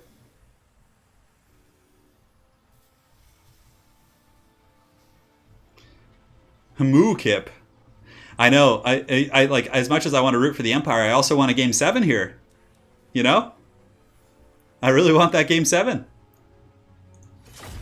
I'll hit the ready button just so the players don't have to wait on me. I don't think Salamanders are that good against Empire, actually. Cannons are good against them. Salamanders don't have the best AP either, so they're not super good against Empire Knights. The Ancient Salamander might be a better pick, but I just don't think you're going to see any of that. I think you're going to see like a Cav onslaught. I mean, although Mukip does bring some pretty interesting builds, but I think it's probably going to be a Cav onslaught with like Coldland Spear Riders or maybe Horn ones and just like Saurus and like Slan pressure. I haven't played Dawn of War, no, because my hands aren't the best, so I usually put all my effort into playing Warhammer so I can stay decent at the game, so I know what I'm talking about mostly. So, yeah, it's like whenever I have time to game, it's usually just playing Warhammer, so I can stay on top of the metagame and know what people are using and stuff. Well, the WoW was earlier, guys. We got to see some pretty solid Greenskin action. As a matter of fact, we saw Greenskins twice today, I think. Was it twice or just once? I can't remember. Game 7 would be great, Jonathan. I concur. Sigmar is getting ready for a smiting? Perhaps so. I think we're going to see, I don't know. I don't know Mukip's playstyle too well. Clearly he's a very good player, but I don't know if I've seen him play too much. And the players are ready, and off to the races we go. Sword of Torgald, game 6, 7? 6? Game 6? Yes. Game 6. Salamanders, I don't know. Yeah, Saurus are very good against Empire. Shielded Saurus, like, they're so tough to kill. God, they just fight forever. Renowned Salamanders for the stealth. Yeah, the Regiment of Renowned Salamanders aren't bad against artillery and missile play, for sure. The Umbral Tide. Because they can close the distance without taking fire. But Ancient Salamanders can also juke pretty effectively if you're, like, really on top of your micro, so... I don't know. We'll see. We'll see. It's going to be interesting. I don't think Czeremis is going to use cannons, but we'll find out. So for the Force of the Dinos, for the leadership, we do have a Saurus Old Blood. Okay, that's pretty normal stuff. The Saurus Old Blood's pretty powerful. He does have the Horn of Kygor, so he can actually buff up nearby troops. And for anyone who hasn't seen that item, this is one of the reasons to take the Saurus Old Blood over Krokar. He gives melee attack leadership, so he's really good for those like big blobby cav fights. And you can see here, just like we kind of anticipated, we have a Skink Priest with Heavens. Hold on. About to sneeze. Give me a second, guys. All right, I think it passed. So we got a Skink Priest with Heavens, and he's got Wind Blast. He has Harmonic Convergence. So yeah, he's really going to be just trying to win a big, cataclysmic cav fight here, and then just, crush the flanks from there. He's got Skink Skirmishers, a couple Temple Guard mixed in actually on the flanks, which is going to help against heavy cav. Skinks in the front, Saurus in the center, and that's it. So a very straightforward army, right? No fancy pieces. It's just heavy infantry for the most part. I mean, Temple Guard and Saurus are strong, and heavy cav. Cold One Spear Riders coming in, which do very well against Empire Knights. Now head to head they do lose against Demis, but they'll be able to beat Reichsguard, Empire Knights, Knights of the Blazing Sun, and with some support from the Horn of Kygor and Harmonic Convergence, they can fight Demis very effectively. So I like this quite a bit from the Dinos. Very nice army here for Mukip. It's really going to come down to execution. 2 Outriders for Czeremis. It looks like he does have Demogryph Knights here, Empire Knights, Silver Bullets, Empire Knights, Demogryph Knights. Wow, regular Demis. So no halberds on those Demogryph Knights. Interesting. You almost never see people use those. So he's got spears everywhere else, some guns in the back, so handgunners, and the Silver Bullets. And he does also have a Jade Wizard, and up in the sky he does have the Franz. The Franz is coming. So his Cav Core isn't going to be as strong as the Dinos. The Dinos will win a lot of those fights, especially since these are Demis without halberds. And yeah, we have a couple groups of Outriders over here on the far side. Outriders will give some very nice AP support against these Cold and Spear Riders, but one issue for the Empire is the fact that the Dino core is very strong. I mean, even Skink cohorts with Javelins are going to be pretty powerful, and Empire Knight's taking a charge in the Skink Skirmishers. Going to get a little bit of a hammer into those Skinks, taking out some models, but the Cold One Knights are just coming in with a vengeance here, and I really like his positioning here for Czeremis. So he's able to get his Outriders on the flank and just kind of shoot, but also Mukip with some good responses. He has these Skink cohorts coming out, and with their Javelins, they should be able to kind of screen these guys out. And plus, these Empire Knights, they're actually poisoned. Oh, these Velociraptors might actually catch them. That could be really devastating. And Czeremis doesn't have halberds on his Demogryph Knight, so the big pit fight is going to be a little bit scarier for him, but I think he realizes he's not going to catch them easily, and he might be getting drawn into gunfire. So Silver Bullet's getting some good value as well, and Cold and Spear Rider's losing a couple models so far, but the battle, of course, no big deciding factors yet. Downhill charges, and the one thing that these Demis will be good at is they're very good against infantry because they have the Lancet. So Oh my god, those skinks just got freaking deleted. Look at the damage those Demogryph Knights did. Oh my goodness. They just shreked those guys. But this is really risky for Czeremis here. If he stays in fights, like, he does not want to stay against this onslaught of just meaty-ass Lizardmen. So that's going to be tough. In the meantime, the Saurus Old Blood is going to be jumping in, attacking the leadership here, trying to pick some damage off Karl, but Karl is able to get away. And Demogryph Knights with their lances are actually going to be going after the skink skirmishers and trying to clean up over here, which isn't necessarily a bad idea. I don't know if it's worth it, though. Maybe having them in the middle. But they're going to kill these guys really quick. So Demogryph Knights are able to clean up the skinks, and the Dino Onslaught is now here. It's going to be pushing forward. Saurus will be engaged in a matter of seconds, and Saurus are going to have a masterful engagement against like these state troops. Like, it's going to be a slaughter for sure. And also remember, there's some Temple Guard. Temple Guard are very powerful troops, and they're kind of like a dual halberd unit in that they have faster attack rates than average halberds, so they're actually okay in the infantry fight as opposed to like regular halberds and things like that. Over here on the flank, Demogryph Knight's doing a pretty good job cleaning up, and I would have to say that I think this is a bit of a misplay here from Mukip. He basically has his entire force chasing down one group of Demogryph Knights, because in doing that, he's letting Czeremis run shop over here with his other Demogryph Knights. So these guys are doing a very good job here, just kind of doing a little bit of Pound Town action, and his infantry are doing very well. Mukip's infantry are doing well, but I think this big goon squad is a bit of a mistake, although this could be really good for him. Okay. This is what he needs. So he's able to get that big fight he wants. He gets the Empire Knights. He probably needs to turn around because the Demis are going to come in for a pinning charge. And there you go. Mukip actually turns around and gets a counter charge, so a very good micro there. And he gets Harmonic Convergence off. So a couple of things, we're going a little bit south for the Dinos, but I think suddenly they're in good shape. These Demis are going to be going down pretty quick here, and I'm pretty sure this Lizard army is going to be able to potentially cut through these Empire Knights, but I don't know, actually. Reichland Runefang plus Earthblood is really making them quite tanky. That's really, really solid. Outriders, in the meantime, kind of sitting on the flank, doing some good damage. Horn of Kygor has gone down as well, though, so all these Dino Cav, while it was active, were doing quite a bit more damage. And Saurus are grinding through the front line, so it's only a matter of time before the Saurus get back into the gun line here. And there's a couple little things. Like, if he were to grab one Saurus group and charge these guys here, like, he has a couple angles he could pressure from. But he's not, he's kind of blobbing up on certain units. But yeah, if you were able to get these Saurus and push up there, that would be really, really good. Anyways, here, Mukip doing a good job in the infantry fight. I mean, Karl Franz is getting very low, but so is the Saurus Old Blood. He actually took a ton of damage here, and it looks like the Demogryph Knights took a beating as well. So very, very even fight.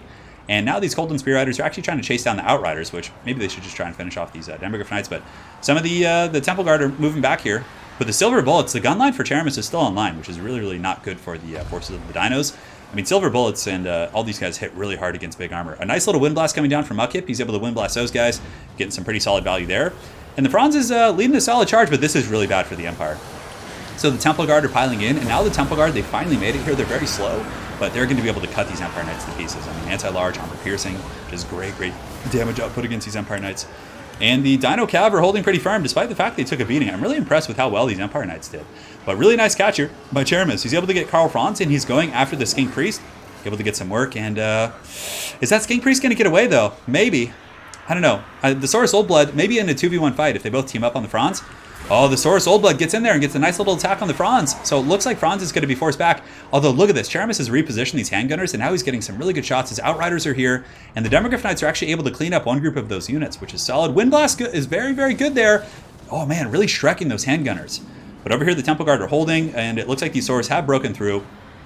But yeah, I don't know. It's a very close game. I mean, slightly in the favor of the Empire, I would say. They've been able to clean up a lot, and this Lizardman army here is very beat up. And there's still Empire Knights here. There's still a somewhat healthy gun line, but if the Saurus are able to compromise the guns, that's going to be something that could potentially turn this game around. Karl Franz is about 1,700 HP. He is fighting Saurus, and Saurus aren't no slouches. They have 52 weapons rank, plus they're cold-blooded. They're going to be able to do some work there, potentially. Outriders have pretty good ammo as well. That's going to be punishing. And here you can see the Lizard Cav are going to be getting a nice, juicy charge into those Silver Bullets. And, yeah, they're going to be going down rather quickly here. So 1,700 HP on these guys. That's the kind of catch that, Mukip needs here to get back into this game. And Empire Knights are still kind of running shop, but, oh, that's really bad. The Saurus Old Blood got taken out by the gunfire, and I think that might spell doom for the Dinos. In the distance, there's actually a lot of skinks as well. These skinks need to be rallied back into the battlefield and maybe chase down these handgunners and some of these other tools. I don't know. Tricky stuff.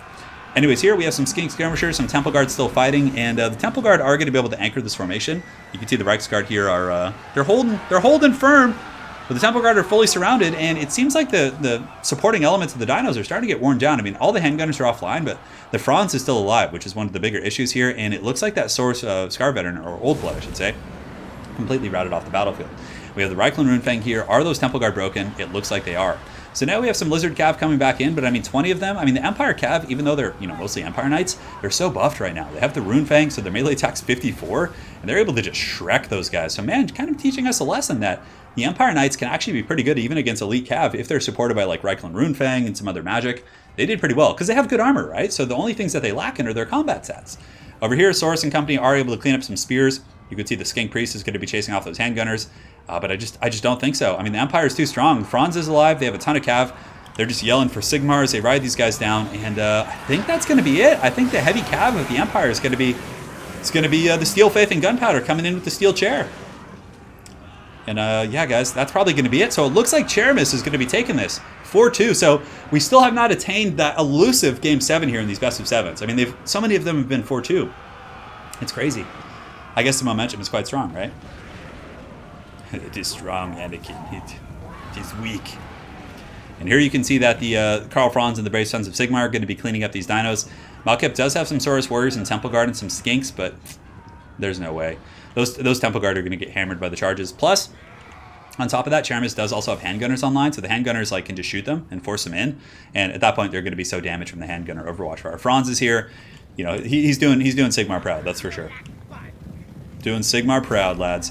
And that is it. So today, our champion is going to be Czeremis, winning 4-2 in this series. Very well played to both players. Incredibly fun series. And, you know, since we... I'll do one game myself, since we ended a little bit early. An hour and a half here. I usually like to get to at least an hour and 45 minutes, so I'll probably do like 1 or 2 quick battles or something, and maybe just one. We'll call it a day from there. So very well played. Czeremis is going to be our victor today, guys. But very well played to Mukip and Czeremis. So this was a very, very fun series. So let's hear a round of applause for both those players. I know the Empire victory. GG. Good night, man. And Discord. All right. Well played. Congrats there.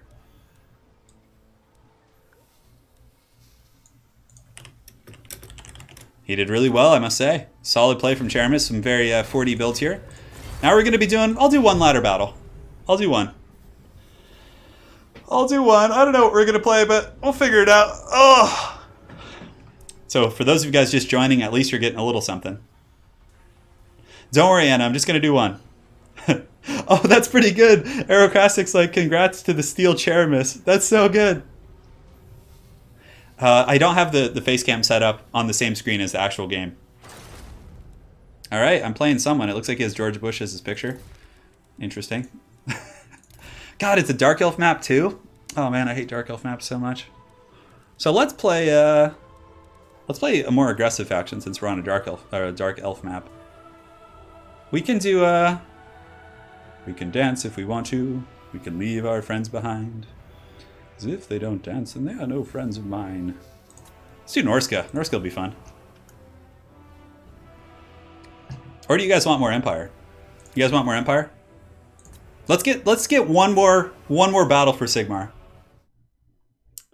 All right, and we'll do. Hold on, I'm just switching the screen over so the scoreboards get removed. Okay, great. For Sigmar. I know the 4-2 results. I think we're gonna go with the Empire, because we need some powerful mustache here, guys. So I don't know if we need Grand Soulfire or things like that. Miscast Chance, I don't really care about that. Benediction's not like super useful here. I mean, Grand Soulfire is okay, but I think we can cut that. I mean, maybe against Sirens. Eh. We'll get that. Come on, you guys. I think this is a fun matchup, and there was a couple of people actually asking me about this, like about this matchup in general. I should probably get a screen blocker up, right? Here, let me do this. You never know. You never know in ladder, unfortunately. A little bit of a... Might have to switch my army a little bit now. Sigmar calls. Oh, he readied up on me already. This guy is just rearing and ready to go. All right, so let's do this. It's like I have so much money. Goodness. Burn through the witches and slam. All right, so everything's looking good. I'm liking this build so far. Might need a little bit more oomph against certain threats. Could get those guys.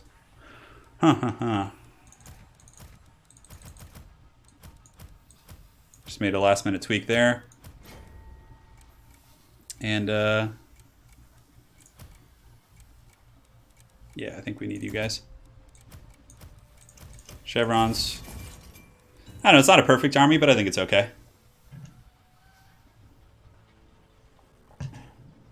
He's coming. I don't know, this build isn't like super competitive I'm bringing, but it's certainly fun. I don't know. I'd say it has some really good elements for sure. He's back and rearing for a third term. That's pretty funny. That's funny, Legionnaire. Oh yeah, I don't care. Who cares about the screen blocker? I mean, whatever. If this guy wants to do that to me, I'm okay with it. If he wants it that bad. God, Dark Elf maps suck so bad. I mean, I guess it's kind of helpful against a gun line, but a 4 mortar build, yeah, mortars are pretty good against what I'm doing. For sure. I mean, I think he should... 4 mortars is too much, though. I think 2 is fine.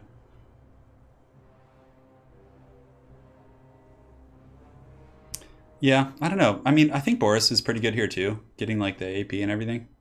But Toddy's... not Toddy, but Volkmar is really fun on his chariot. Don't worry, guys. I got it. I got it. So we're going to do one game here, and then I have to go troll Italian Spartacus. Slayers only. You know, if you had Slayers only against Vampire Coast, that might go okay. You might be able to win, because like they can kill the infantry pretty quick, and the damage output on the zombies isn't enough to really punish the Slayers.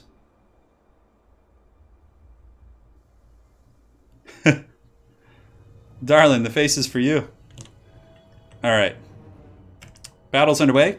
The Brave Sons of Sigmar call. We have kind of a thematic front line. It's going to be mostly mostly the swordsmen and stuff. We're actually going to use the Empire Knights mostly defensively. We're going to use them to just kind of deal with like scurvy dogs and things like that. That's really important. If the crossbow line gets to the Vampire Coast, they can kill them rather quickly. Alright, great. So that's going to be the main line here. We're going to put the crossbows in the secondary, just like so. Silver bullets we're going to be a little bit more conservative with, because they're, we don't have too much AP in this build. We have the Witch Hunter plus the silver bullets, so it's not, the best situation. Volkmar does have pretty good missile resist.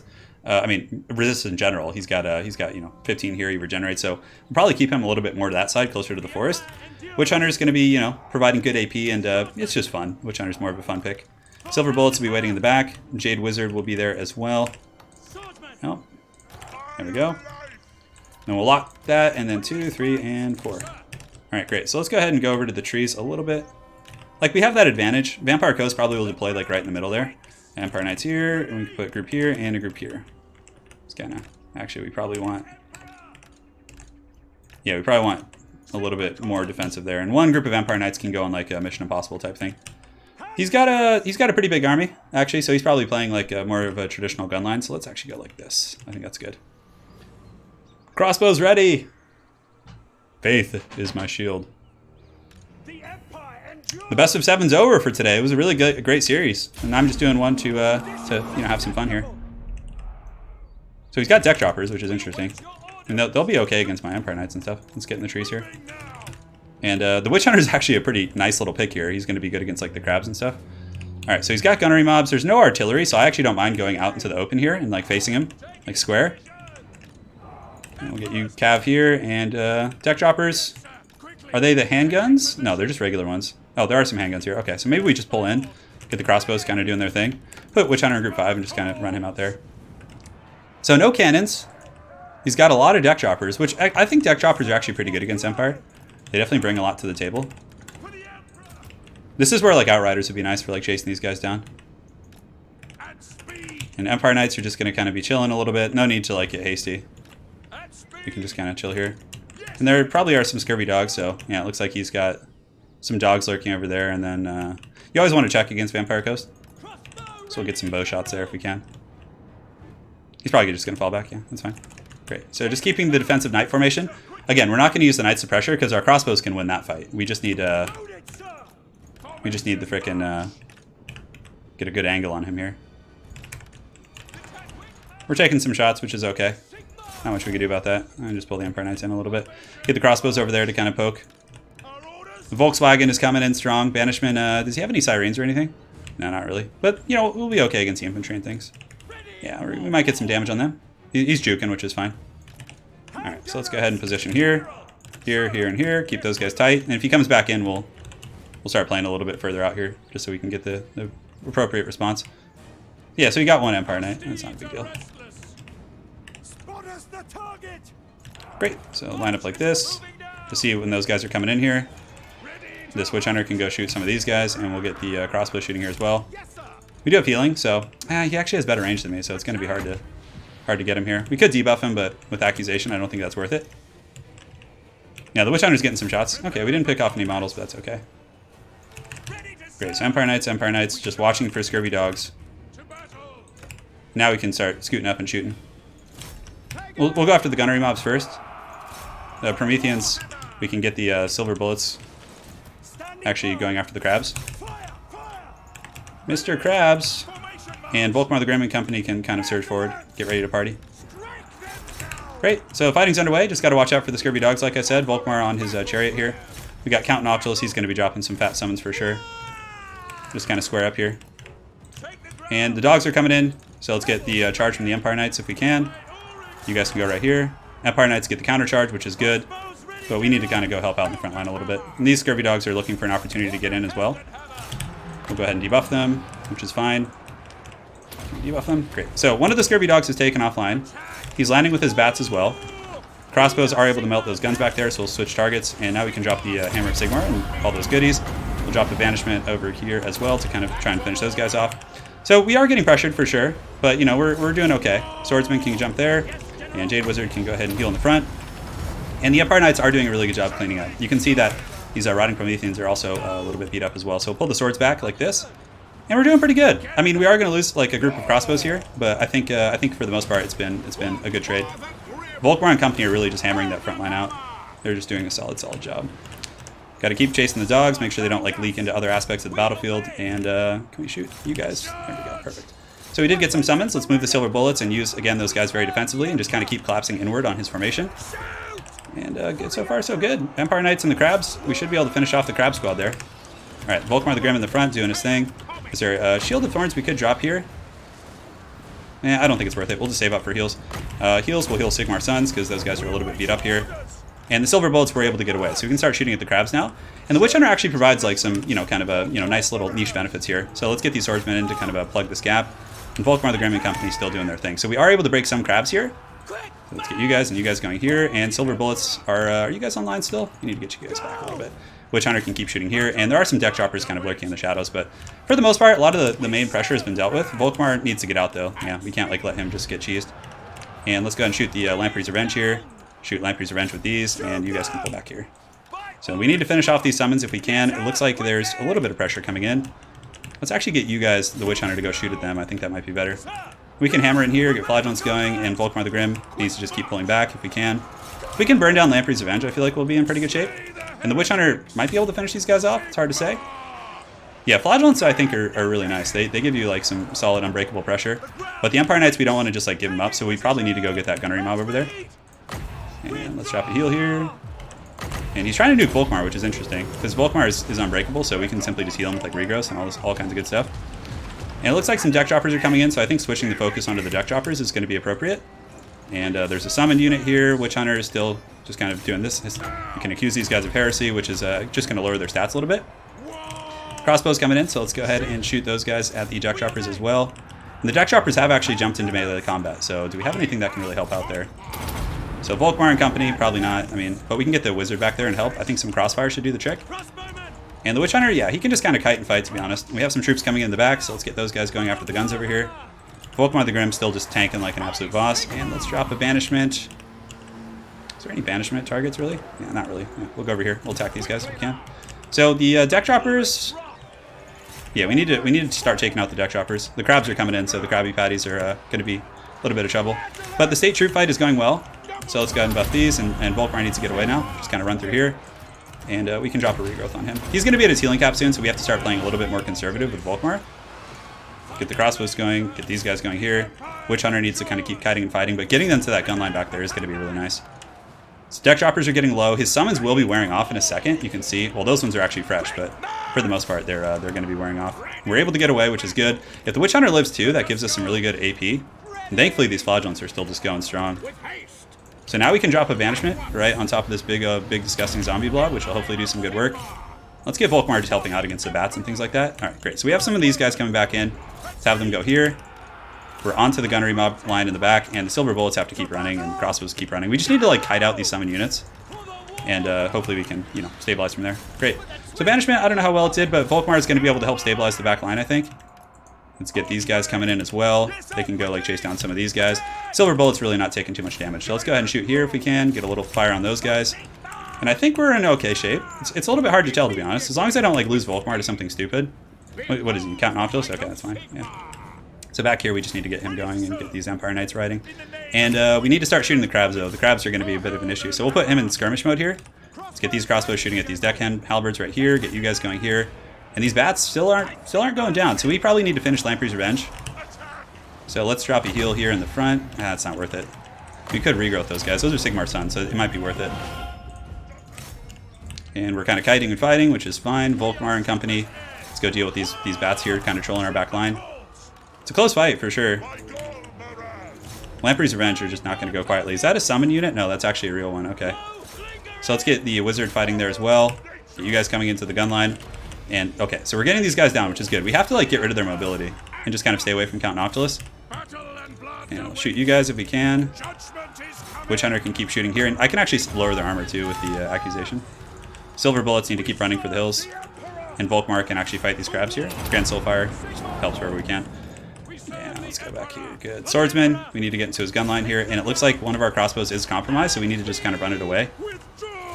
And that's a gunnery mob, so yeah, we could drop a heal here. I don't think it's worth it. Not worth it there. Volkmar and company. And let's get some of these guys going here, and let's shoot the lampreys, the crabs here, put them in guard mode and just shoot. Crossbows can pull back.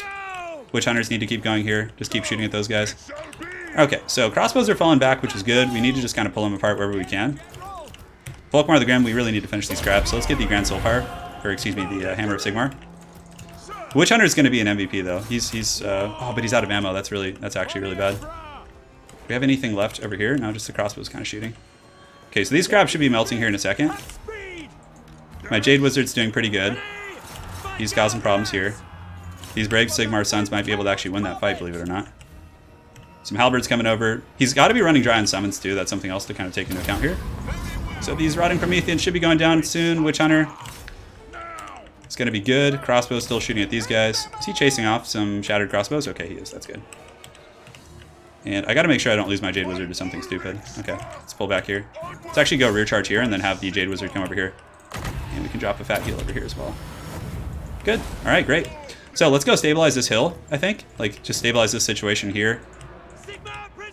And his guns are still in line too, which is a little bit problematic. But like I said, as long as my Jade Wizard doesn't get gooned, I think we actually have to come over here a little bit quicker. Lamprey's Revenger is still causing a lot of problems. Noctilus is out of position. Actually, this is a good opportunity. We can go kill his gun line. So let's actually pull the halberds away a little bit. So we're going to run this direction to try and get the halberds out of position. And the silver bullets can just shoot Noctilus for now. I don't think there's anything bad coming from this side of the map. Ooh, and 30 swordsmen. That's actually really nice here. So let's get those guys going. Get them going. Get you going after the gun line. Witch Hunter can go fight the halberds as well. The Volkswagen can just roll through. Nice and dirty like. And yeah, that's really good. Shooting Noctilus like that's going to be incredibly solid. I feel like this guy's pretty good. I don't recognize the name, but yeah. We'll just debuff them because it's free. Accusation's free. It lowers our melee defense. The Witch Hunter can fight there. The Hard Knock Life's taking some work for sure. Let's pull back with these guys. These swordsmen need to get back into the fight for sure. Lamprey's Revenge are going to be a pain in the ass to deal with for sure. If we can like crumble this whole pocket real quick, ooh, Soulfire here is going to be really nice. You can drop a fat heal as well to like heal that pocket up. Okay. Yes, for Sigmar. Come on. Sigmar wills it. We've done some really good damage against Nock, but now we need to shoot Lamprey's Revenge. First, we need to crumble this though. Thankfully, that last Sigmar son over there fighting to the bitter end. Come on, crumble them. Go down. Die. Die already. And once we get rid of these guys, the Empire Knights can pull back, and Volkmar needs to probably get away too. Okay, that's good. We've domed them pretty solidly. We need to deal with the crabs now. We can go finish those halberds with those guys. These crossbows can come back in and shoot. We need to pull them back into the gunfire and just finish off the Lamprey's Revenge. The Witch Hunter can keep fighting those guys. These guys can go up and around here. You can pull here, pull here. So now you see we're like pulling them apart a little bit. Yeah, this is good. This is good. This is what we need. Those halberds are actually crumbling. There's no point to go fight them.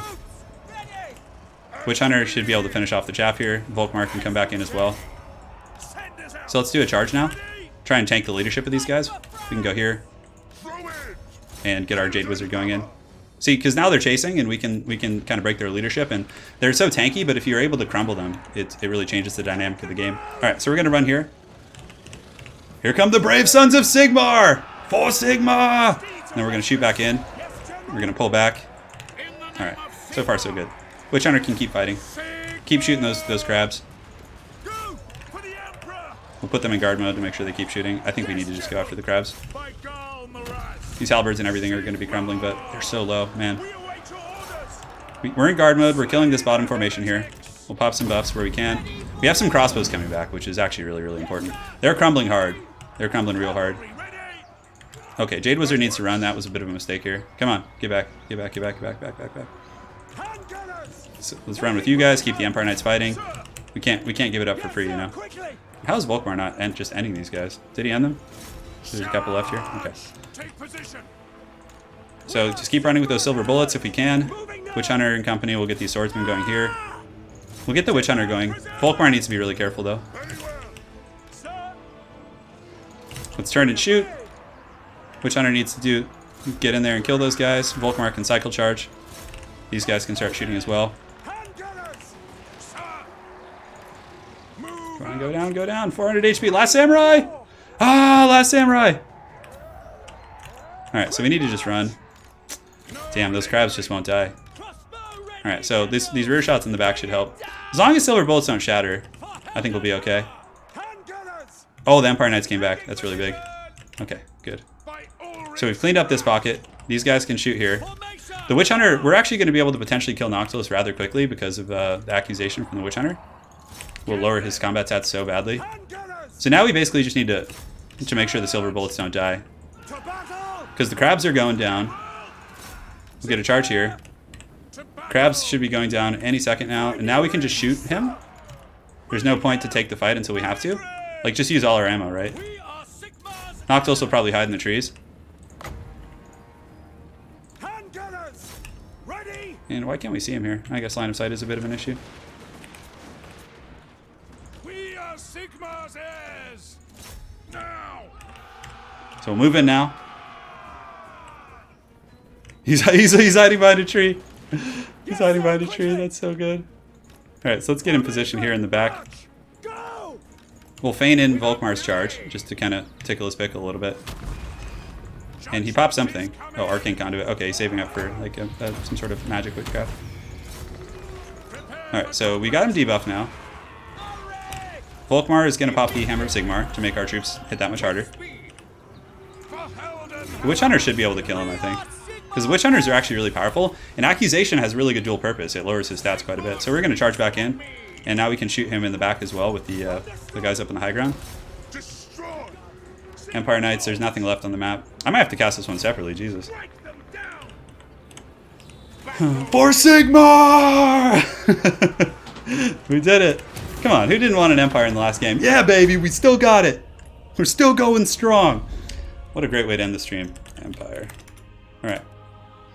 Alright, guys. We did it for Sigmar. Hopefully you guys are pleased. I feel like I know that name. Like, it's a good player. I just don't know who it is. Oh my god, that was a game. Ugh. I wonder if that guy's on my friends list. Let's check. I'm friends with most of the folks who play in the tournament world. Guess not.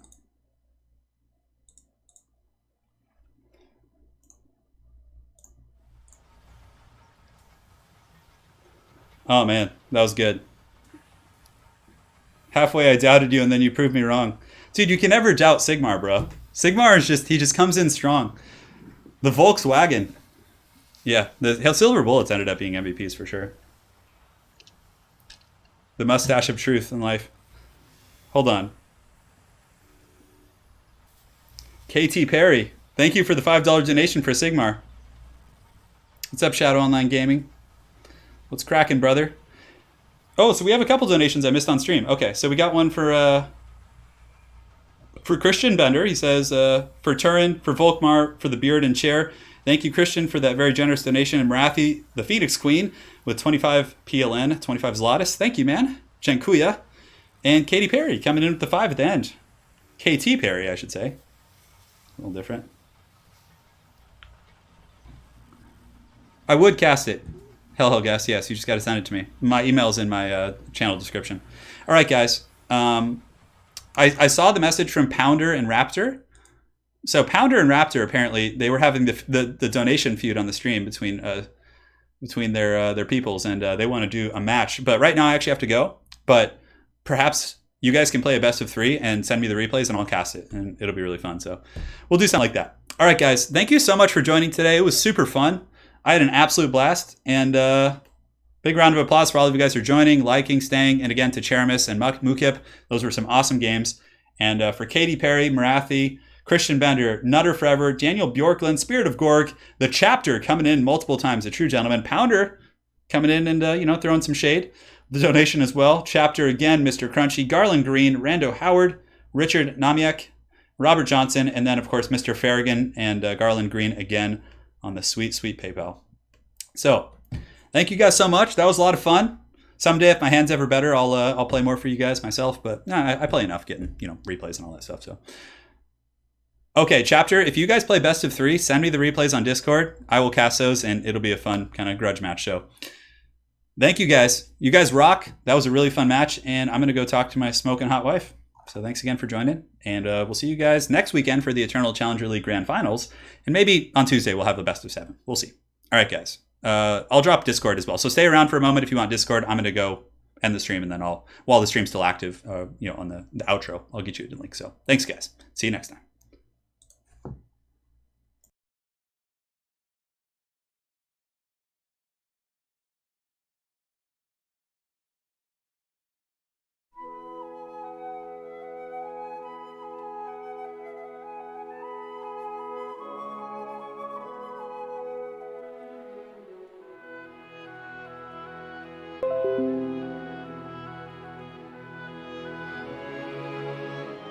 The stream.